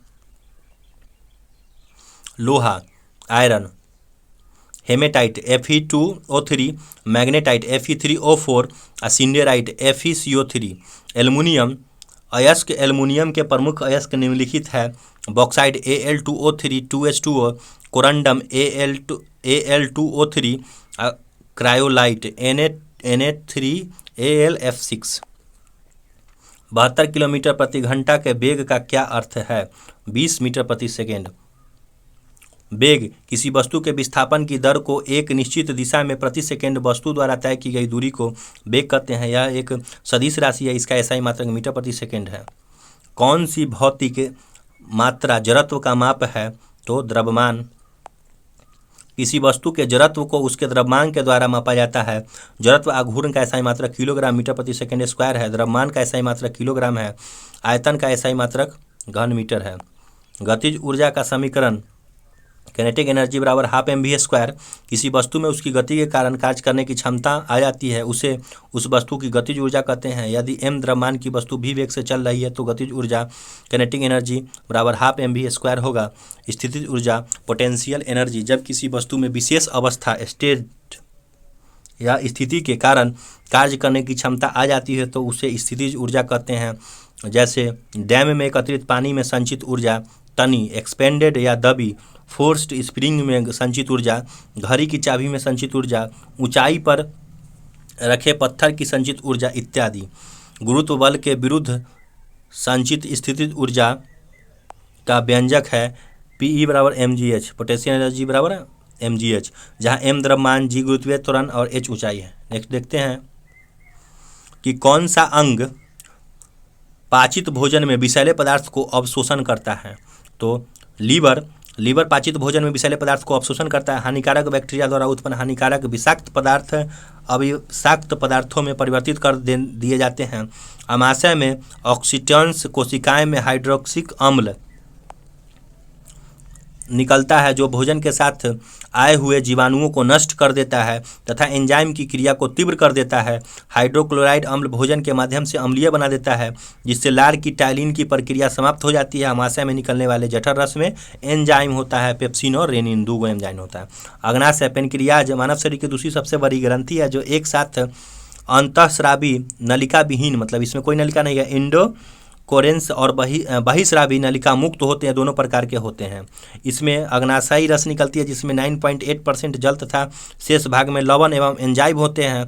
यह क्षारीय द्रव होते हैं जिसका pH मान 7.5 से 8.3 होता है। इसमें 3 प्रकार के मुख्य भोज्य पदार्थ यथा कार्बोहाइड्रेट, वसा और प्रोटीन तीनों होता है को पचाने के लिए एंजाइम होते हैं, इसीलिए इसे पूर्ण पाचक रस कहा जाता है। किडनी का मुख्य कार्य रक्त को प्लाज्मा को छानकर शुद्ध बनाना, अर्थात इसमें अनावश्यक और अनुप्रयोग पदार्थों को जल की कुछ मात्रा के साथ मूत्र के द्वारा शरीर से बाहर निकालना। किडनी को कार्यात्मक इकाई नेफ्रॉन कहते हैं। इसमें बनने वाले पथरी कैल्शियम ऑक्जेलेट का बना होता है। मूल द्वारा वनस्पतिक प्रवर्धन किसमें होता है? तो स्वीट पोटैटो में मूल द्वारा वनस्पतिक प्रवर्धन स्वीट पोटैटो शकरकंद में होता है। इसका वैज्ञानिक नाम इपोमोइया बातास है। यह कोन्वोल्यूकोले कुल का एक वर्षीय पौधा है जो अनुकूल परिस्थिति में बहुवर्षीय व्यवहार करते हैं। आलू सोलेनेसी कुल का पौधा है तथा भूमिगत तना का एक उदाहरण है। चलिए नेक्स्ट देखते हैं कि यह भूमिगत तना का उदाहरण है। भूमिगत तने हैं। कंद में आलू, घन कंद, बंडा, केसर, जिमी कंद और अरबी, प्रकंद, हल्दी, अदरक, सल्क कंद, प्याज, लहसुन, लीली। चलिए नेक्स्ट देखते हैं। विद्युत अपघटनीय प्रक्रिया में लोहा हो जाएगा। विद्युत अपघटनीय प्रक्रिया में लोहा तत्व नहीं प्राप्त होता है। सोडियम, पोटेशियम, कैल्शियम धातुएं उनके गलित क्लोराइडों के विद्युत अपघटन के द्वारा निष्कासन किया जाता है। जबकि एल्युमिनियम धातु के उसके गणित निष्कर्षण किया जाता है।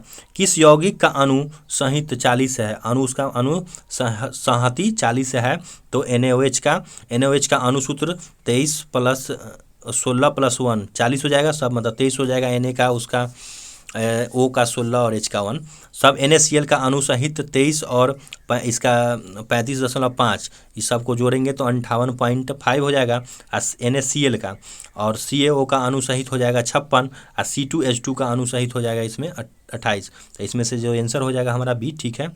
NaCl रासायनिक नाम सोडियम क्लोराइड, व्यावसायिक नाम साधारण नमक। नेक्स्ट देखते हैं आगे। NaOH रासायनिक नाम इसका सोडियम हाइड्रोक्साइड, व्यापारिक नाम कास्टिक सोडा, और CaO रासायनिक नाम कैल्शियम ऑक्साइड, व्यापारिक नाम बिना बुझा चूना। कितने अणु 1 मोल के बराबर होते हैं? तो 6.022 × 10⁻23 अणु 1 मोल के बराबर होते हैं। मोल धारता, मोल कॉन्सेप्ट, 1 मोल किसी भी निश्चित सूत्र वाले पदार्थ की वह राशि है जिसमें इस पदार्थ के इकाई सूत्र की संख्या उतनी ही है जितनी की शुद्ध कार्बन के 12 आइसोटोप के ठीक 12 ग्राम परमाणुओं की संख्या। कार्बन का 12 आइसोटोप का ठीक 12 ग्राम। मोल इकाई का मान, मोल का मान 6.022 × 10⁻23 है। कार्बन के 12 ग्राम 1 मोल में 6.022 × 10⁻23 परमाणु है, और 6.022 × 10⁻23 को एवोगाड्रो संख्या कहते हैं। मोल संख्या एवं द्रव्यमान दोनों का प्रतीक है। सन 1967 में मोल की इकाई के रूप में स्वीकार किया गया था। पेसमेकर क्या है? हृदय से संबंधित है, देखते हैं इसके बारे में कि पेसमेकर हृदय से संबंधित है। हृदय, यह हृदयावरण पेरिकार्डियम नामक थैली में सुरक्षित रहता है। इसका भार 300 ग्राम होता है। यह शरीर का सबसे व्यस्त अंग है हृदय। चलिए नेक्स्ट देखते हैं कि हृदय की मांसपेशियां को रक्त पहुंचाने वाली धमनियां को कोरोनरी धमनी कहते हैं। इसी में किसी प्रकार की रुकावट होने पर हृदयाघात, हार्ट अटैक होता है। सामान्य मनुष्य का रक्तदाब 120/80 mmHg होता है। Systolic 120, diastolic 80। रक्तदाब मापने वाले यंत्र को स्फिग्नोमैनोमीटर कहते हैं। थायरॉक्सिन एवं एड्रेनालिन स्वतंत्र रूप में हृदय की धड़कन को नियंत्रित करने वाला हार्मोन है। ब्रेन पढ़ते हैं मस्तिष्क के बारे में। मस्तिष्क, मनुष्य का मस्तिष्क अस्थियों की खोल क्रेमिया में बंद रहता है जो इसे बाहरी आघात से बचाता है। मनुष्य के मस्तिष्क का वजन 1400 ग्राम। सेरिबम के कार्य, यह मस्तिष्क को सबसे विकसित भाग है। यह बुद्धिमत्ता, स्मृति, इच्छा शक्ति, ऐच्छिक गतिविधियाँ, ज्ञानवाणी एवं चिंतन का केंद्र है। ज्ञानेंद्रियों से प्राप्त प्रेरणाओं का इसमें विश्लेषण एवं समन्वय होता है। थैलेमस के कार्य, यह दर्द, ठंडा, गर्म पहचानने का कार्य करता है। हाइपोथैलेमस का कार्य, यह संवेदात्मक क्रियाओं को नियंत्रित करता है। यह अंतःस्रावी ग्रंथियों में स्रावित होने वाले हार्मोन का नियंत्रण करता है। पोस्टीरियर पिट्यूटरी ग्रंथि से स्रावित होने वाले हार्मोन इससे स्रावित होते हैं। यह भूख, प्यास, ताप नियंत्रण, प्यार, घृणा आदि के केंद्र होता है। रक्तदाब, ब्लड प्रेशर, जल के उपापचय, पसीना, गुस्सा, खुशी आदि इसी के नियंत्रण में होता है। सेरिबेलम के कार्य, यह शरीर के संतुलन बनाए रखता है एवं ऐच्छिक पेशियों को संकुचन एवं नियंत्रण करता है। यह आंतरिक कान की संतुलन भाग को संवेदनाएं ग्रहण करता है। नेक्स्ट है EEG, इलेक्ट्रोएन्सेफेलोग्राफ का प्रयोग मस्तिष्क के कार्य का पता लगाने में किया जाता है। फेफड़ा, लंग्स, फेफड़ा 2 प्रकार के गैसीय पदार्थों का, कार्बन डाइऑक्साइड और जलवाष्प का उत्सर्जन करता है। कुछ पदार्थ जैसे लहसुन, गार्लिक, प्याज, ओनियन और कुछ मसाले जिसमें वाष्पशील घटक होते हैं का उत्सर्जन फेफड़े के द्वारा होता है। किडनी, मनुष्य एवं अन्य स्तनधारियों के मुख्य उत्सर्जी अंग एक जोड़ा वृक्क है। इसका वजन 140 ग्राम होता है। इसके 2 भाग होते हैं। बाहरी भाग को कोडेक्स और भीतरी भाग को मेडुला कहा जाता है। प्रत्येक वृक्क का लगभग 2.5 संग्रह 1000, 10,000, लाख, 10 लाख और 1,30,00,000 वृक्क नलिकाएं से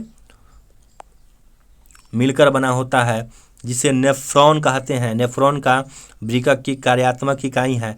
प्रत्येक नेफ्रॉन में एक छोटी सी प्यालीनुमा संरचना होती है, उसे बोमेन संपुट कहते हैं। चलिए नेक्स्ट देखते हैं कि सूर्य, 65 नंबर क्वेश्चन है। सूर्य से आती हुई पराबैंगनी किरणें को कौन बचाती है? तो O3 मतलब पराबैंगनी किरणें के ओजोन परत बचाती है। ओजोन O3 ऑक्सीजन की एक अपरूप है जो समुद्र तट से 32 से 60 किलोमीटर की ऊंचाई पर इसकी सांद्रता अधिक होती है। यह सूर्य से आने वाले पराबैंगनी किरणें अल्ट्रावायलेट रे को दुष्प्रभाव से बचाती है। सूर्य एक गैसीय गोला है। सूर्य क्या है? तो गैसीय गोला है जिसमें हाइड्रोजन 71%, हीलियम 26.5%, अंतः 2.5%। सूर्य का केंद्रीय भाग कोर कहलाता है जिसका तापमान 1.5 × 10⁻7 डिग्री सेल्सियस होता है तथा सूर्य के बाहरी सतह का तापमान 6000 डिग्री सेल्सियस होता है। हैंस ब्रेथ ने बताया कि 10 पर 7 डिग्री सेल्सियस पर सूर्य के केंद्र पर 4 हाइड्रोजन नाभिक मिलकर एक हीलियम नाभिक का निर्माण करते हैं, अर्थात सूर्य के केंद्र पर नाभिकीय संलयन होता है जो सूर्य की ऊर्जा का स्रोत है। सूर्य के प्रकाश को पृथ्वी तक पहुंचने में 8 मिनट 16.6 सेकेंड का समय लगता है। नेक्स्ट है 66 नंबर क्वेश्चन कि बांध के जल में कौन सी ऊर्जा होती है? तो स्थितिज ऊर्जा। बांध के जल में स्थितिज ऊर्जा होती है। एनर्जी किसी वस्तु की कार्य करने की क्षमता को उस वस्तु का ऊर्जा कहते हैं। ऊर्जा एक अदिश राशि है, इसका SI मात्रक जूल है। कार्य द्वारा प्राप्त ऊर्जा यांत्रिक ऊर्जा कहलाती है जो 2 प्रकार के होते हैं, गतिज ऊर्जा और स्थितिज ऊर्जा। गतिज ऊर्जा काइनेटिक एनर्जी किसी वस्तु में उसकी गति के कारण कार्य करने की क्षमता आती है, उससे उस वस्तु की गतिज ऊर्जा कहते हैं। यदि m द्रव्यमान की वस्तु v वेग से चल रही है तो गतिज ऊर्जा काइनेटिक एनर्जी बराबर 12 mv²। स्थितिज ऊर्जा पोटेंशियल एनर्जी जब किसी वस्तु में विशेष अवस्था स्टेज पर स्थिति के कारण कार्य करने की क्षमता आ जाती है, उसे स्थितिज ऊर्जा कहते हैं। जैसे बांध बनाकर इकट्ठा किए गए पानी की ऊर्जा, घड़ी की चाबी में संचित ऊर्जा, तनी हुई स्प्रिंग की कमानी में ऊर्जा, गुरुत्व बल के विरुद्ध संचित स्थितिज ऊर्जा का व्यंजक है पोटेंशियल एनर्जी बराबर mgh, जहाँ m द्रव्यमान, g गुरुत्वीय त्वरण और h ऊंचाई। नेक्स्ट है कि पुष्प में द्विनिषेचन के पश्चात गुणसूत्र की संख्या कितनी होती है? चलिए डिस्क्रिप्शन देखते हैं इसका कि पुष्प में द्विनिषेचन के पश्चात गुणसूत्र की संख्या तिगुनी हो जाती है, 3 गुना हो जाती है। एंजियोस्पर्म में भ्रूण को पोषण प्रदान करने वाली रचना भ्रूण पोषण त्रिगुणित होती है जिसमें 3x भ्रूण पोषण केंद्रक से बनता है। जिम्नोस्पर्म में मादा युग्मनोद्भिद भ्रूणपोष के समान व्यवहार करता है, अतः इसमें यह अगुणित होता है। नेक्स्ट देखते हैं कि जीवित कोशिकाएं की प्रक्रिया को नियंत्रित करती है। तो न्यूक्लियस जीवित कोशिकाएं की प्रक्रिया को नियंत्रित करती है। न्यूक्लियस एक ठोस गोलाकार आकार की संरचना है जो नाभिक के अंदर पाई जाती है। राइजोबियम RNA और प्रोटीन के बने होते हैं। नेक्स्ट देखते हैं कि कोशिका सेल के जीवन की सबसे छोटी इकाई एवं रचनात्मक इकाई है। एंटोवन ल्यूवेनहॉक ने पहली बार कोशिका को देखा था, इसे वर्णन किया था। कोशिका के अध्ययन को साइटोलॉजी कहते हैं। कोशिका शब्द का प्रयोग सर्वप्रथम अंग्रेजी वैज्ञानिक रॉबर्ट हुक ने 1665 में किया। सबसे छोटी कोशिका जीवाणु माइक्रोप्लाज्म गैलीसेप्टिकम की है। सबसे लंबी कोशिका तंत्रिका तंत्र की कोशिकाएं हैं।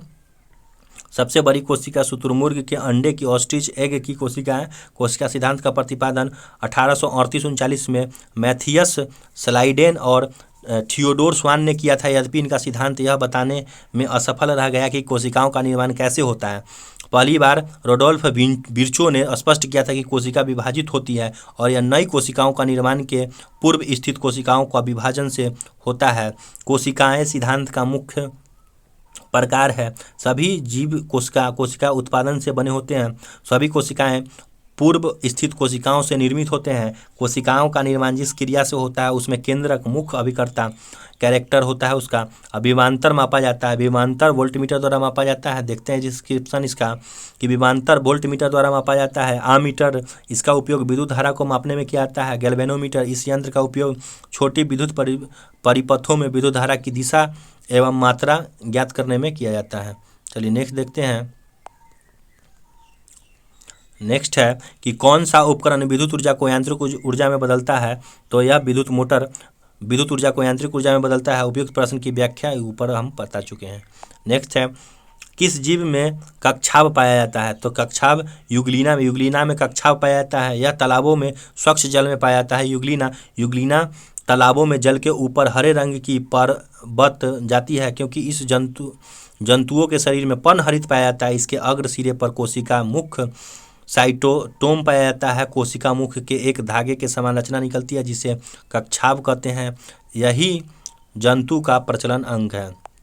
रसोई गैस का मुख्यतः क्या होता है? तो इसमें मीथेन होता है। रसोई गैस में मीथेन होता है। पेट्रोलियम कुआं में निकलने वाली प्राकृतिक गैस में 95% हाइड्रोकार्बन होता है जिसमें 80% मीथेन होता है। घरों में प्रयुक्त होने वाले द्रवित पेट्रोलियम LPG में ब्यूटेन एवं प्रोपेन का मिश्रण होता है जिसे उच्च दाब पर उच्च दाब पर द्रवित कर सिलेंडरों में भर लिया जाता है। एलपीजी में सल्फर के यौगिक मिथाइल मरकेप्टॉन मिलाया जाता है ताकि उसके रिसाव के कारण जो गंध हो उसकी पहचान किया जाए। फलों को कृत्रिम रूप से पकाने के लिए एसिटिलीन गैस का प्रयोग किया जाता है। गोबर गैस में मुख्य रूप से मीथेन पाया जाता है और मीथेन का सूत्र होता है CH4, जिसे मार्स गैस भी कहते हैं। चलिए नेक्स्ट देखते हैं कि रक्त का कौन सा घटक शरीर के अंगों को ऑक्सीजन पहुंचाता है। तो आरबीसी शरीर के ऑक्सीजन आरबीसी पहुंचाता है। मानव रक्त पढ़ते हैं। रक्त एक तरल संयोजी ऊतक है। Blood is a liquid connecting tissue. मानव शरीर में रक्त की मात्रा शरीर का भार का 7% होता है। रक्त एक क्षारीय विलयन है जिसका pH मान 7.4 होता है। एक वयस्क मनुष्य में औसतन 506 लीटर रक्त होता है। महिलाओं में पुरुषों की तुलना में आधा लीटर रक्त कम होता है। रक्त में 2 प्रकार के पदार्थ पाए जाते हैं, प्लाज्मा पाए जाते हैं और रुधिराणु पाए जाते हैं। प्लाज्मा यह रक्त का अजीवन तरल भाग है। अजीवित मतलब जीवित नहीं है, तरल भाग होता है। रक्त का लगभग 55% भाग प्लाज्मा होता है। इसका 90% भाग जल होता है, 7% प्रोटीन और 0.9% लवण, 0.1% ग्लूकोज। शेष पदार्थ बहुत कम मात्रा में पाया जाता है। प्लाज्मा के कार्य: पचे हुए भोजन को हार्मोन को शरीर में संवहन प्लाज्मा के द्वारा होता है। सीरम: जब प्लाज्मा में फाइब्रिनोजेन नामक प्रोटीन निकाल लिया जाता है तो शेष प्लाज्मा को सीरम कहा जाता है। अब पढ़ते हैं रुधिराणु, ब्लड कार्पोरल्स के बारे में। यह रक्त का शेष 45% भाग होता है। इसे 3 भागों में बांटा गया है, आरबीसी, डब्ल्यूबीसी और ब्लड प्लेटलेट्स। लाल रक्त कण, श्वेत रक्त कण और रक्त विमानु। RBC red blood corpuscles, erythrocytes.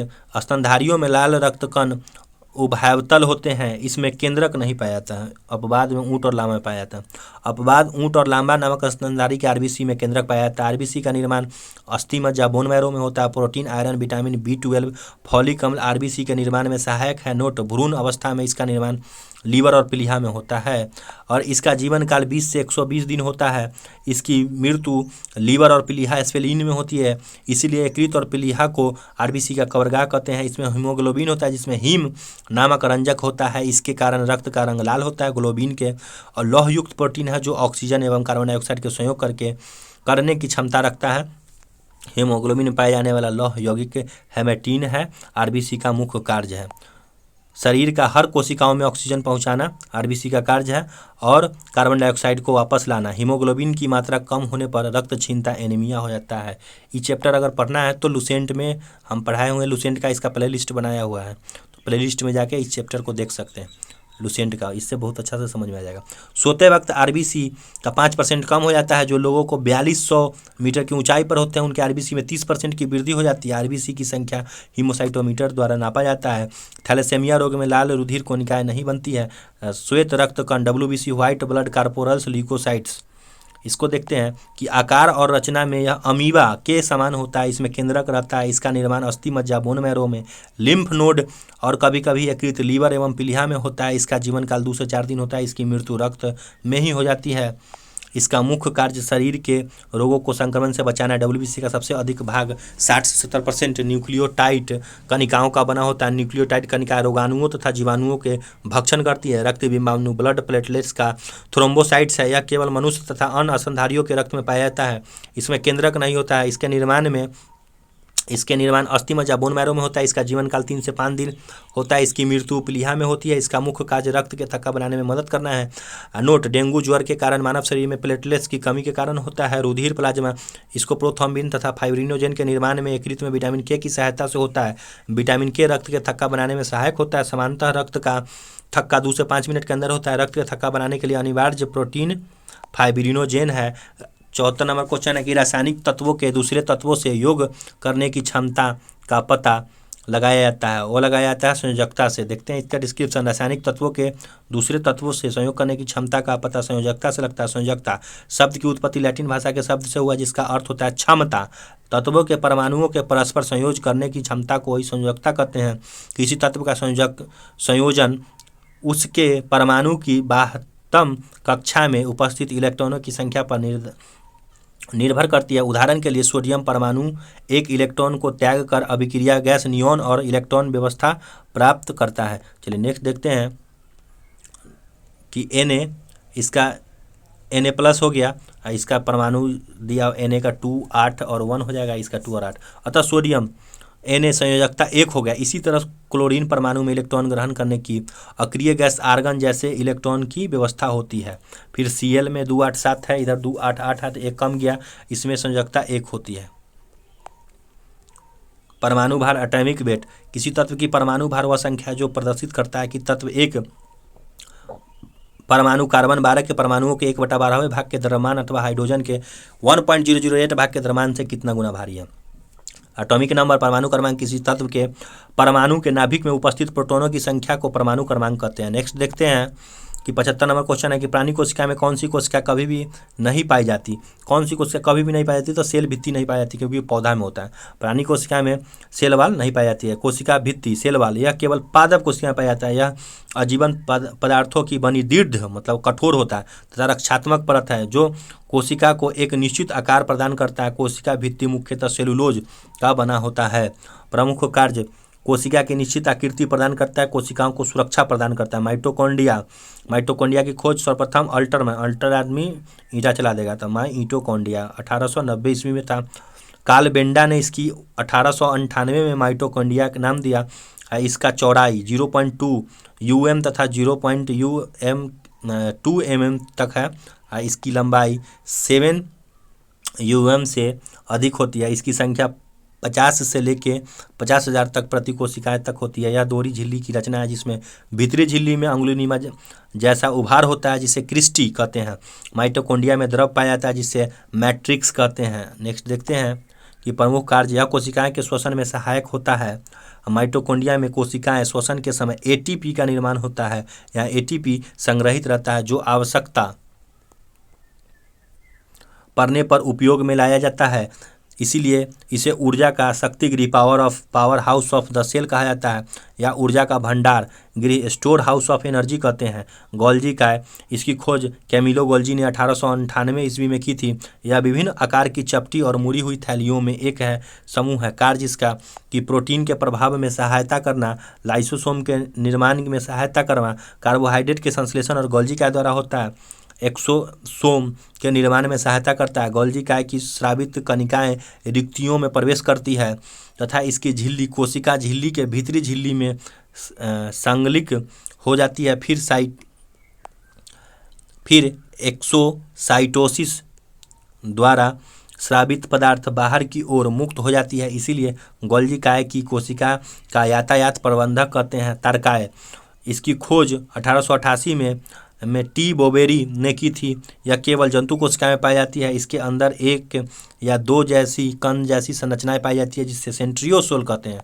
Next है कि यह कोशिकाएं के समय धुरा तंतु का निर्माण करते हैं। नोट, तारकाएं निम्न पादप कवक शैवाल के कोशिकाओं में भी पाया जाता है। चलिए नेक्स्ट क्वेश्चन देखते हैं। 76 नंबर क्वेश्चन है कि मानव के कायिक कोशिका में गुणसूत्र होते हैं। तो 46 गुणसूत्र होते हैं। देखते हैं कि मानव के कायिक कोशिका में 46 गुणसूत्र होते हैं। 44 गुणसूत्र कायिक गुणसूत्र होते हैं। 2 गो जो था वो लिंग निर्धारण में सहायता करता है। या तो नर में XY होगा, मादा होगा तो XX होगा। अब जीव और जातीय गुणसूत्र देख लेते हैं। एस्कैरिस में 2 गो, मच्छर में 6 गो, घरेलू मक्खी में 12 गो, टमाटर में 14 गो और प्याज में 16 गो।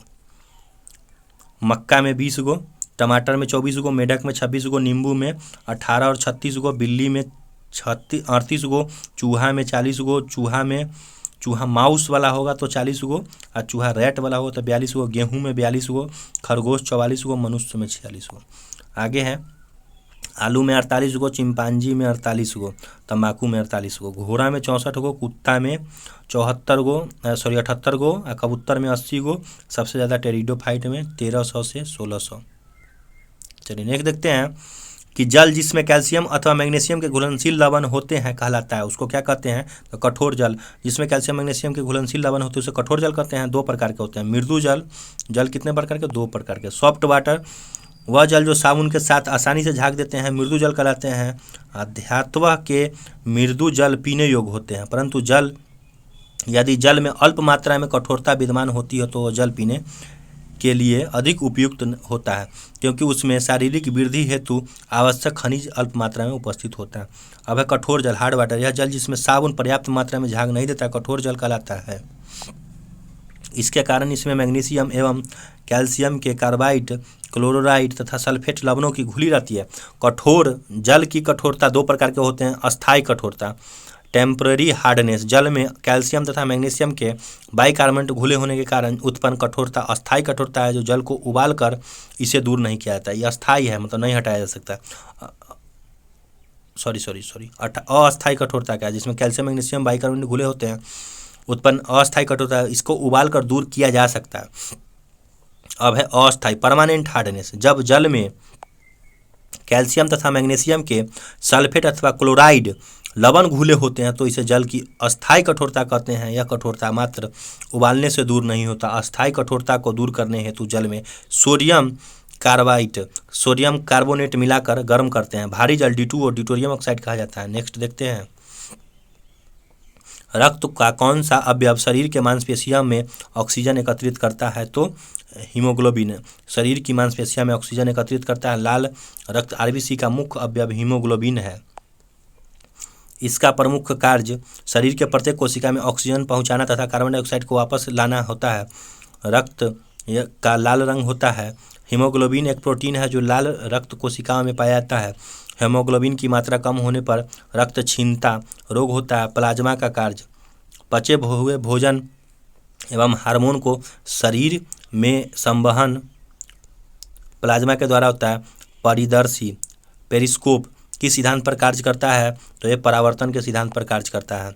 वायुजीवी श्वसन के दौरान किसका पुनः ऑक्सीकरण होता है, तो ग्लूकोज का। वायुजीवी श्वसन के दौरान ग्लूकोज को पुनः ऑक्सीकरण होता है। ऑक्सीकरण वह अभिक्रिया है जिसमें किसी परमाणु की ऑक्सीकरण संख्या का मान बढ़ता है, ऑक्सीकरण कहलाता है। अवकरण वह अभिक्रिया है जिसमें किसी परमाणु की ऑक्सीकरण की संख्या घट जाती है, उसे अवकरण कहते हैं।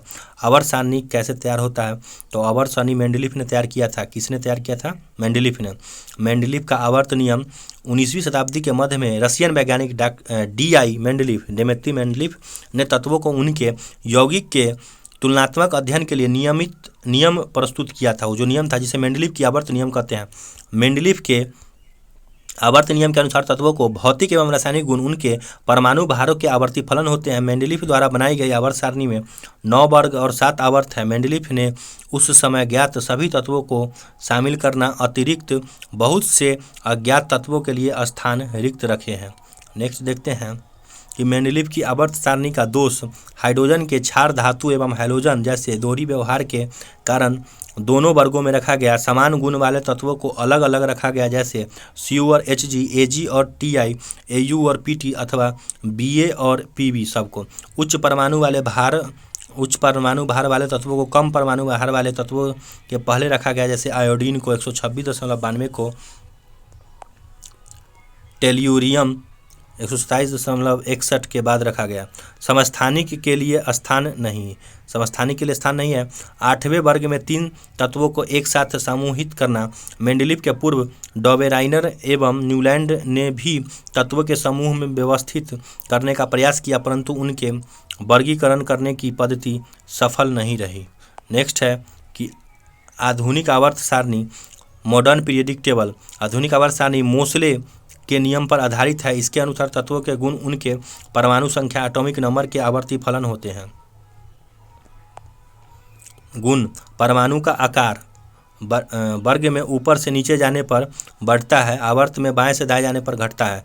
विद्युत ऋणात्मकता वर्ग में ऊपर से नीचे जाने पर यहाँ पे बढ़ेगा और इसमें घटेगा।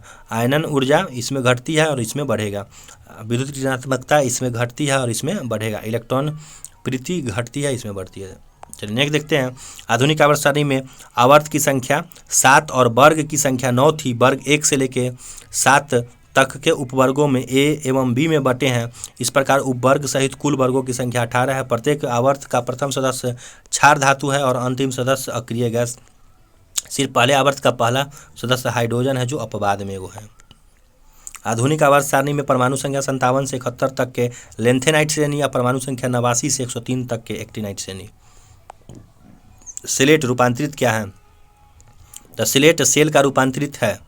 सिलेट क्या है? तो सेल का रूपांतरित है। पृथ्वी की सतह पर कठोर भाग को चट्टान कहते हैं। पृथ्वी की सतह के बाहरी परत की संरचना मूलभूत इकाइयां हैं। उत्पत्ति के आधार पर यह 3 प्रकार के होते हैं: आग्नेय चट्टान, अपसादी चट्टान और करियांतित चट्टान। देखते हैं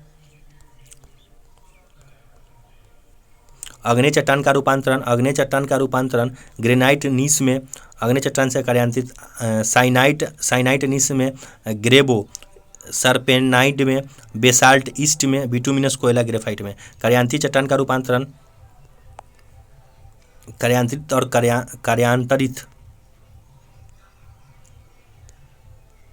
स्लेट का फाइलराइट में, फाइलराइट का ईस्ट में। अवसादी चट्टान का रूपांतरण ये होगा सर्पिड सिस्ट में, बलुआ पत्थर का क्वार्टजाइट में, सेल का स्लेट में, चूना पत्थर का संगमरमर में। देखते हैं आगे, चूना पत्थर लिग्नाइट कोयला का एंथ्रेसाइड में।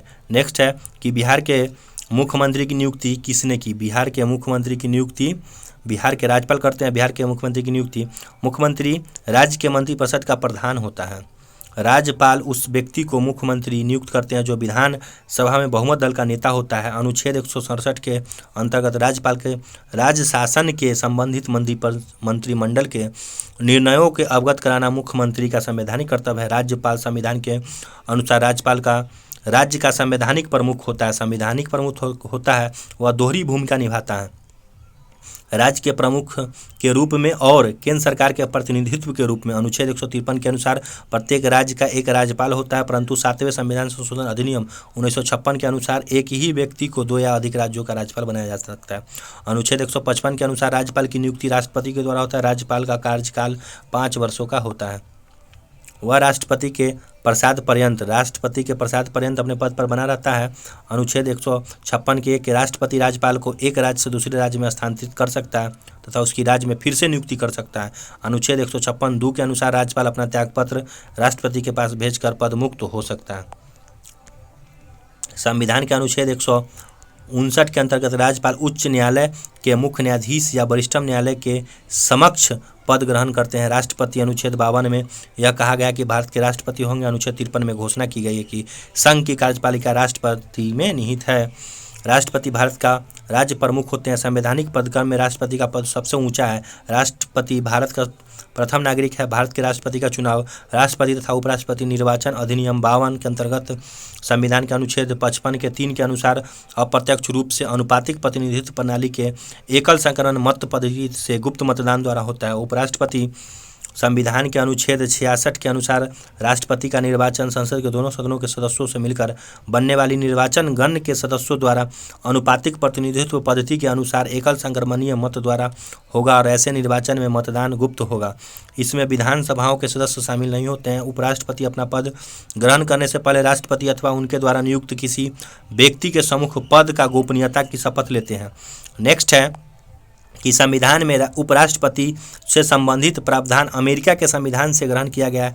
भारत का उपराष्ट्रपति राज्यसभा का पदेन सभापति होते हैं। अनुच्छेद 64 और अनुच्छेद 89 में बिहार की द्वितीय राजभाषा कौन सी है? तो बिहार की द्वितीय भाषा उर्दू है। बिहार की प्रथम राजभाषा हिंदी। राजकीय वृक्ष पीपल। राजकीय पशु बैल 2013 से पहले रीछ था। राजकीय पक्षी गौरैया। स्पैरो पहले नीलकंठ। और बिहार दिवस 22 मार्च को 1912 से मनाया जाता है। को बिहार को उड़ीसा सहित प्रांत गठित करने की संबंधी विधिवत घोषणा अधिसूचना जारी की गई, इसीलिए 22 मार्च को बिहार दिवस की स्थापना किया गया। तो देखते हैं, नेक्स्ट देखते हैं कि बिहार की स्थापना 1 अप्रैल 1912 को बंगाल प्रेसिडेंसी से अलग होकर बिहार एवं उड़ीसा, वर्तमान में अभी उड़ीसा हो गया, संयुक्त रूप से एक प्रांत के रूप में अप्रैल 1912 में अस्तित्व में आया था। बिहार की राज्य की अन्य भाषाएं कौन कौन है देखते हैं। मैथिली, भोजपुरी, मगही, बज्जिका और अंगिका। बिहार के उप मुख्यमंत्री कौन है? तो सुशील कुमार मोदी उस समय थे बिहार के उप मुख्यमंत्री। अभी वर्तमान वाला सब देख लेते हैं कि राज्यपाल बिहार के श्री राजेंद्र विश्वनाथ आलेकर, मुख्यमंत्री नीतीश कुमार, रक्षा मंत्री श्री चंद्रशेखर, विधानसभा अध्यक्ष अवध बिहारी चौधरी, महाधिवक्ता पी.के. शाही। 13 जनवरी 2023 से राज्य निर्वाचन आयुक्त श्री H.R. श्रीनिवास, लोकायुक्त बिहार न्यायमूर्ति श्याम किशोर शर्मा, बिहार लोक सेवा आयोग के अध्यक्ष अतुल प्रसाद, बिहार राज्य महिला आयोग के अध्यक्ष दिलमणि मिश्रा। फरवरी 2017 में मनाया गया विश्व रेडियो दिवस की थीम क्या थी? करेंट अफेयर उस समय का देखते हैं आगे आंसर इसका कि आप है रेडियो। फरवरी 2017 में बनाया गया विश्व रेडियो दिवस की थीम है आप है रेडियो। चलिए देखते हैं विश्व रेडियो दिवस 2022 का विषय थीम और रेडियो और विश्वास है। उसका थीम क्या है, विषय या थीम रेडियो और विश्वास है। 5 नवंबर विश्व रेडियोग्राफी दिवस और 13 फरवरी को विश्व रेडियो दिवस। नेक्स्ट देखते हैं कि किस वैश्विक कार कंपनी ने भारत में अपने वाहनों की बिक्री बंद करने की घोषणा 18 मई 2017 को कर दी है। तो ये जनरल मोटर्स ने वैश्विक कार कंपनी ने भारत में अपनी वाहनों की बिक्री को इतना में बंद कर दी गई है। उस समय का करंट है, केंद्र सरकार द्वारा 30 मई 2017 को कितने रुपए के नया नोट जारी करने की घोषणा की गई है। चलिए डिस्क्रिप्शन देखते हैं, करंट है उस समय का। केंद्र सरकार द्वारा 30 मई 2017 को 1 रुपये के नोट जारी करने की घोषणा की गई है। नोट भारतीय नोट के रंग एवं उन पर छपे, ये बहुत इंपॉर्टेंट है। 10 रुपये का रंग क्या है, तो चॉकलेटी ब्राउन है। कोणार्क का सूर्य मंदिर छपा हुआ है। 20 रुपये का हरित पीला है, एलोरा की गुफाएं हैं। 50 रुपये में फ्लोरेंस ब्लू है और हम्पी का पत्थर बना हुआ है उस पर। 100 रुपये में लेवेंडर कलर है और रानी की बाव उस पर बना हुआ है। 200 रुपये पे ब्राइट येलो है और सांची स्तूप बना हुआ है। 500 रुपये पे स्टोन ग्रे है, लाल किला बना हुआ है। 2000 पे मेजेंटा कलर है, मंगलयान बना हुआ है। चलिए नेक्स्ट देखते हैं 89 नंबर। रामनाथ कोविंद राष्ट्रपति पद पर प्रत्याशी बनाए रखने जाने समय किस राज्य का राज्यपाल के पद पर थे। तो उस समय बिहार के राज्यपाल थे रामनाथ कोविंद। चलिए नेक्स्ट देखते हैं रामनाथ कोविंद तो हो गया। भारत के राष्ट्रपति रामनाथ कोविंद 25 जुलाई 2017 से 25 जुलाई 2022 तक थे। रामनाथ कोविंद भारत के द्वितीय दलित राष्ट्रपति हैं। भारत के प्रथम दलित राष्ट्रपति डॉक्टर RK नारायण क्रमानुसार 10वें थे। 25 जुलाई 97 से 2002 तक 25 जुलाई 2002 तक थे। भारत है एक क्या, तो भारत क्या है, तो इनमें से कोई नहीं। भारत एक पंथ निरपेक्ष राज्य है। ये जो ऑप्शन दिया हो धर्मनिरपेक्ष राष्ट्र नहीं, हिंदू राष्ट्र नहीं है, मुस्लिम हिंदू राष्ट्र भी नहीं है। विश्व बैंक का दूसरा नाम क्या है, तो विश्व बैंक का दूसरा नाम है IBRD। विश्व बैंक का दूसरा नाम है IBRD, विश्वव्यापी पुनर्निर्माण और विकास बैंक। इसका मुख्यालय वाशिंगटन DC में है तथा इसका स्थापना 1944 ईस्वी में IMF के साथ ब्रिटेन वुड्स सम्मेलन के तहत हुआ था। विश्व व्यापार संगठन वर्ल्ड ट्रेड ऑर्गेनाइजेशन WTO की स्थापना 95 में को की गई। इसका मुख्यालय जेनेवा में है। विश्व व्यापार संगठन का प्रथम मंत्रिमंडल सम्मेलन सिंगापुर में दिसंबर 1996 में हुआ था। वर्तमान में इसके महानिदेशक नागोजी अंकोजी इवेला नाइजीरिया के हैं। WTO के सदस्यों की संख्या 164 है। 164वां सदस्य है अफगानिस्तान। नेक्स्ट है कि अंतर्राष्ट्रीय मुद्रा कोष IMF की स्थापना 27 दिसंबर 1945 को मुख्यालय वाशिंगटन DC अमेरिका में। IMF के सदस्य देशों की संख्या 190वां सदस्य अंडोरा है। वर्तमान में इसकी अध्यक्ष क्रिस्टालिना जॉर्जिवा है। बैंक ऑफ इंटरनेशनल सेटलमेंट, इसका देखते हैं कि यह अंतर्राष्ट्रीय बस्तियों के लिए बैंक केंद्रीय बैंकों की स्वामित्व वाली एक अंतर्राष्ट्रीय वित्तीय संस्था है जो अंतर्राष्ट्रीय मौद्रिक और वित्तीय सहायता को बढ़ावा देती है और केंद्रीय बैंकों के लिए एक बैंक के रूप में कार्य करती है। संयुक्त राष्ट्र संघ स्थापित हुआ कब हुआ था, तो 1945 में। देखते हैं इसके बारे में कि 24 अक्टूबर 1945 को हुआ था। वर्तमान में संयुक्त राष्ट्र संघ के सदस्यों की संख्या 193 में। दक्षिणी सूडान। संयुक्त राष्ट्र संघ के प्रथम महासचिव त्रिगवेली नॉर्वे के थे जो फरवरी 1946 से नवंबर 1952 तक थे। संयुक्त राष्ट्र संघ के वर्तमान महासचिव एंटोनियो गुटेरेस पुर्तगाल के थे। जनवरी 2017 तक अब तक है। नेक्स्ट है संयुक्त राष्ट्र संघ के 6 अंग है। महासभा, सुरक्षा परिषद, आर्थिक एवं सामाजिक परिषद, प्रन्यास परिषद, अंतर्राष्ट्रीय न्यायालय और सचिवालय।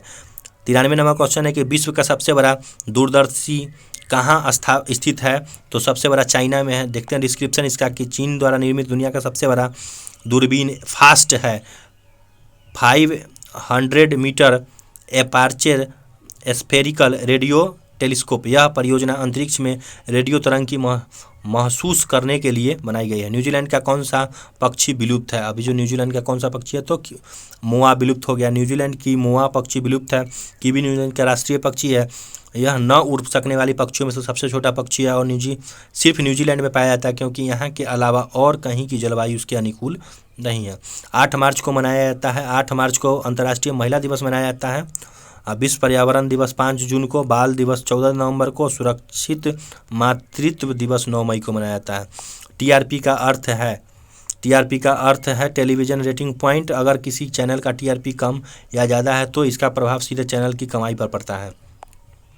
कौन सा विश्व का निकाय 1920 ईस्वी में स्थापित हुई और 1946 ईस्वी में भंग हो गई, तो लीग ऑफ नेशन विश्व निकाय 1920 में स्थापित हुई और 46 में भंग हो गई। नोर्डिक एलायंस जिसकी स्थापना 2004 के आइसलैंड में रेकजवारिया में हुआ था। यह नॉर्डिक वामपंथी दलों का संगठन है। बाल्कन अलायंस, यह सैन्य गठबंधन है। एशियन काउंसिलिंग, एशिया परिषद एशिया की प्रमुख चुनौतियों और एशिया के देशों के बीच सहयोग को बढ़ावा देने के लिए यह एक सतत विस्तृत मंच के रूप में सेवा करने के लिए 2016 में गठित एक अखिल एशियाई संगठन है। मुख्यालय टोक्यो और दोहा में। समुदाय के स्वास्थ्य का पता चलता है। समुदाय के स्वास्थ्य का पता कैसे चलता है? तो शिशु मृत्यु दर से चलता है। समुदाय के स्वास्थ्य का पता शिशु मृत्यु दर से चलता है। शिशु मृत्यु दर प्रति 1000 जीवित जन्मे शिशुओं की संख्या के अनुपात में 1 वर्ष में कम आयु वाले मृत शिशुओं की संख्या को दर्शाती है। यानी शिशु मृत्यु दर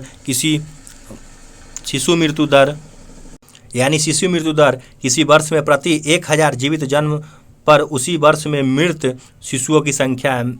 शिशु मृत्यु दर क्या है? तो 1 वर्ष में शिशुओं की मौत की संख्या 1 वर्ष में जीवित जन्मों की संख्या को 1000 से गुना करेंगे तो मातृत्व मृत्यु दर मटेरियल, इसमें प्रति 1 लाख जीवित जन्मे पर प्रसव पीड़ा में ग्रसित महिलाओं में से जितनी महिलाएं प्रसव के समय गर्भावस्था में समाप्त 42 दिनों के भीतर या मृत्यु का शिकार हो जाती है, उसे मातृत्व मृत्यु दर कहते हैं। चलिए नेक्स्ट देखते हैं कि अशोधित जन्म दर किसी क्षेत्र के विशेष में प्रति 1000 जनसंख्या पर 1 वर्षों में पंजीकृत जन्मे जीवित बच्चों की संख्या को अशोधित जन्म दर कहते हैं। अशोधित जन्म दर है निर्धारित क्षेत्रों में 1 वर्ष में कुल जीवित जन्म अनुमानित मध्य वर्ष में जनसंख्या का 1000 से गुना करते हैं। तो नेक्स्ट है शोधित जन्म दर। जब अशोधित जन्म दर 5% उन बच्चों को लिए जो पंजीकृत नहीं है, इसीलिए उन्हें अशोधित जन्म दर में शामिल नहीं किया गया है और जोड़ देता है, तो इसे शोधित जन्म दर कहते हैं। अशोधित मृत्यु दर होगा किसी भौगोलिक क्षेत्र में प्रति 1000 जनसंख्या पर 1 वर्ष में मृतकों की संख्या को अशोधित मृत्यु दर कहते हैं। अशोधित मृत्यु दर निर्धारित क्षेत्रों में 1 वर्ष में कुल मृतकों का, नीचे हो जाएगा अनुमानित मध्य वर्ष में जनसंख्या को 1000 से गुना करेंगे तो शिशु मृत्यु दर अनफंट मर्टल रेशियो किसी क्षेत्र में विशेष में 1 वर्ष में प्रति 1000 जीवित जन्मे शिशुओं की संख्या के अनुपात में 1 वर्ष या उससे कम उम्र वाले मृत शिशुओं की संख्या को शिशु मृत्यु दर कहते हैं। शिशु मृत्यु दर है 1 वर्ष में शिशुओं की मौत की संख्या, 1 वर्ष में जीवित जन्मों की संख्या को 1000 से गुना करेंगे तो आ जाएगा। उसके बाद है बाल मृत्यु दर, चाइल्ड मोर्टेलिटी रेशियो। किसी दिए हुए क्षेत्र में 1 वर्षों के दौरान 1000 जीवित जन्मे बच्चों की संख्या के संदर्भ में 0 से 5 वर्ष के बीच मृत बच्चों की संख्या को बाल मृत्यु दर कहते हैं। बाल मृत्यु दर अगर निकालेंगे तो उसका फार्मूला है कि 0 से 5 वर्ष की आयु के बच्चों का औसत मौतों की संख्या,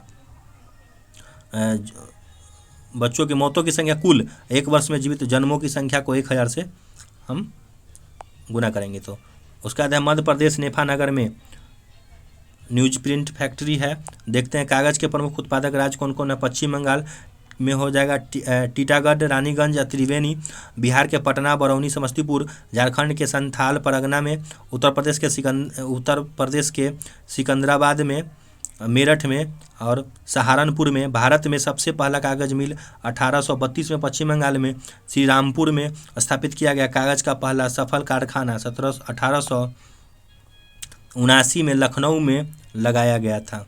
चलिए नेक्स्ट देखते हैं कि कागज़ उद्योग में उपयोग किए जाने वाले रसायन जैसे कि caustic soda, sodium phosphate, sulphuric अम्ल, चूना आदि जल है।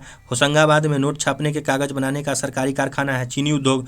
भारत में चीनी उद्योग की शुरुआत 1903 में बिहार में पहली बार चीनी मिल की स्थापना के समय हुआ। चीनी उद्योग से संबंधित राज्य देखते हैं कि बिहार में मोतिहारी, सुगौली, सासामूसा, गोपालगंज, समस्तीपुर, दरभंगा, चंपारण आदि। उत्तर प्रदेश में देवरिया, भटनी, बुलंदशहर, गोंडा आदि। महाराष्ट्र में मंदसौर, नासिक, सोलापुर, कोल्हापुर आदि। पश्चिम बंगाल में बेलडोंग, पलासी, हावड़ा आदि। पंजाब में हमीरा, फगवाड़ा, अमृतसर आदि।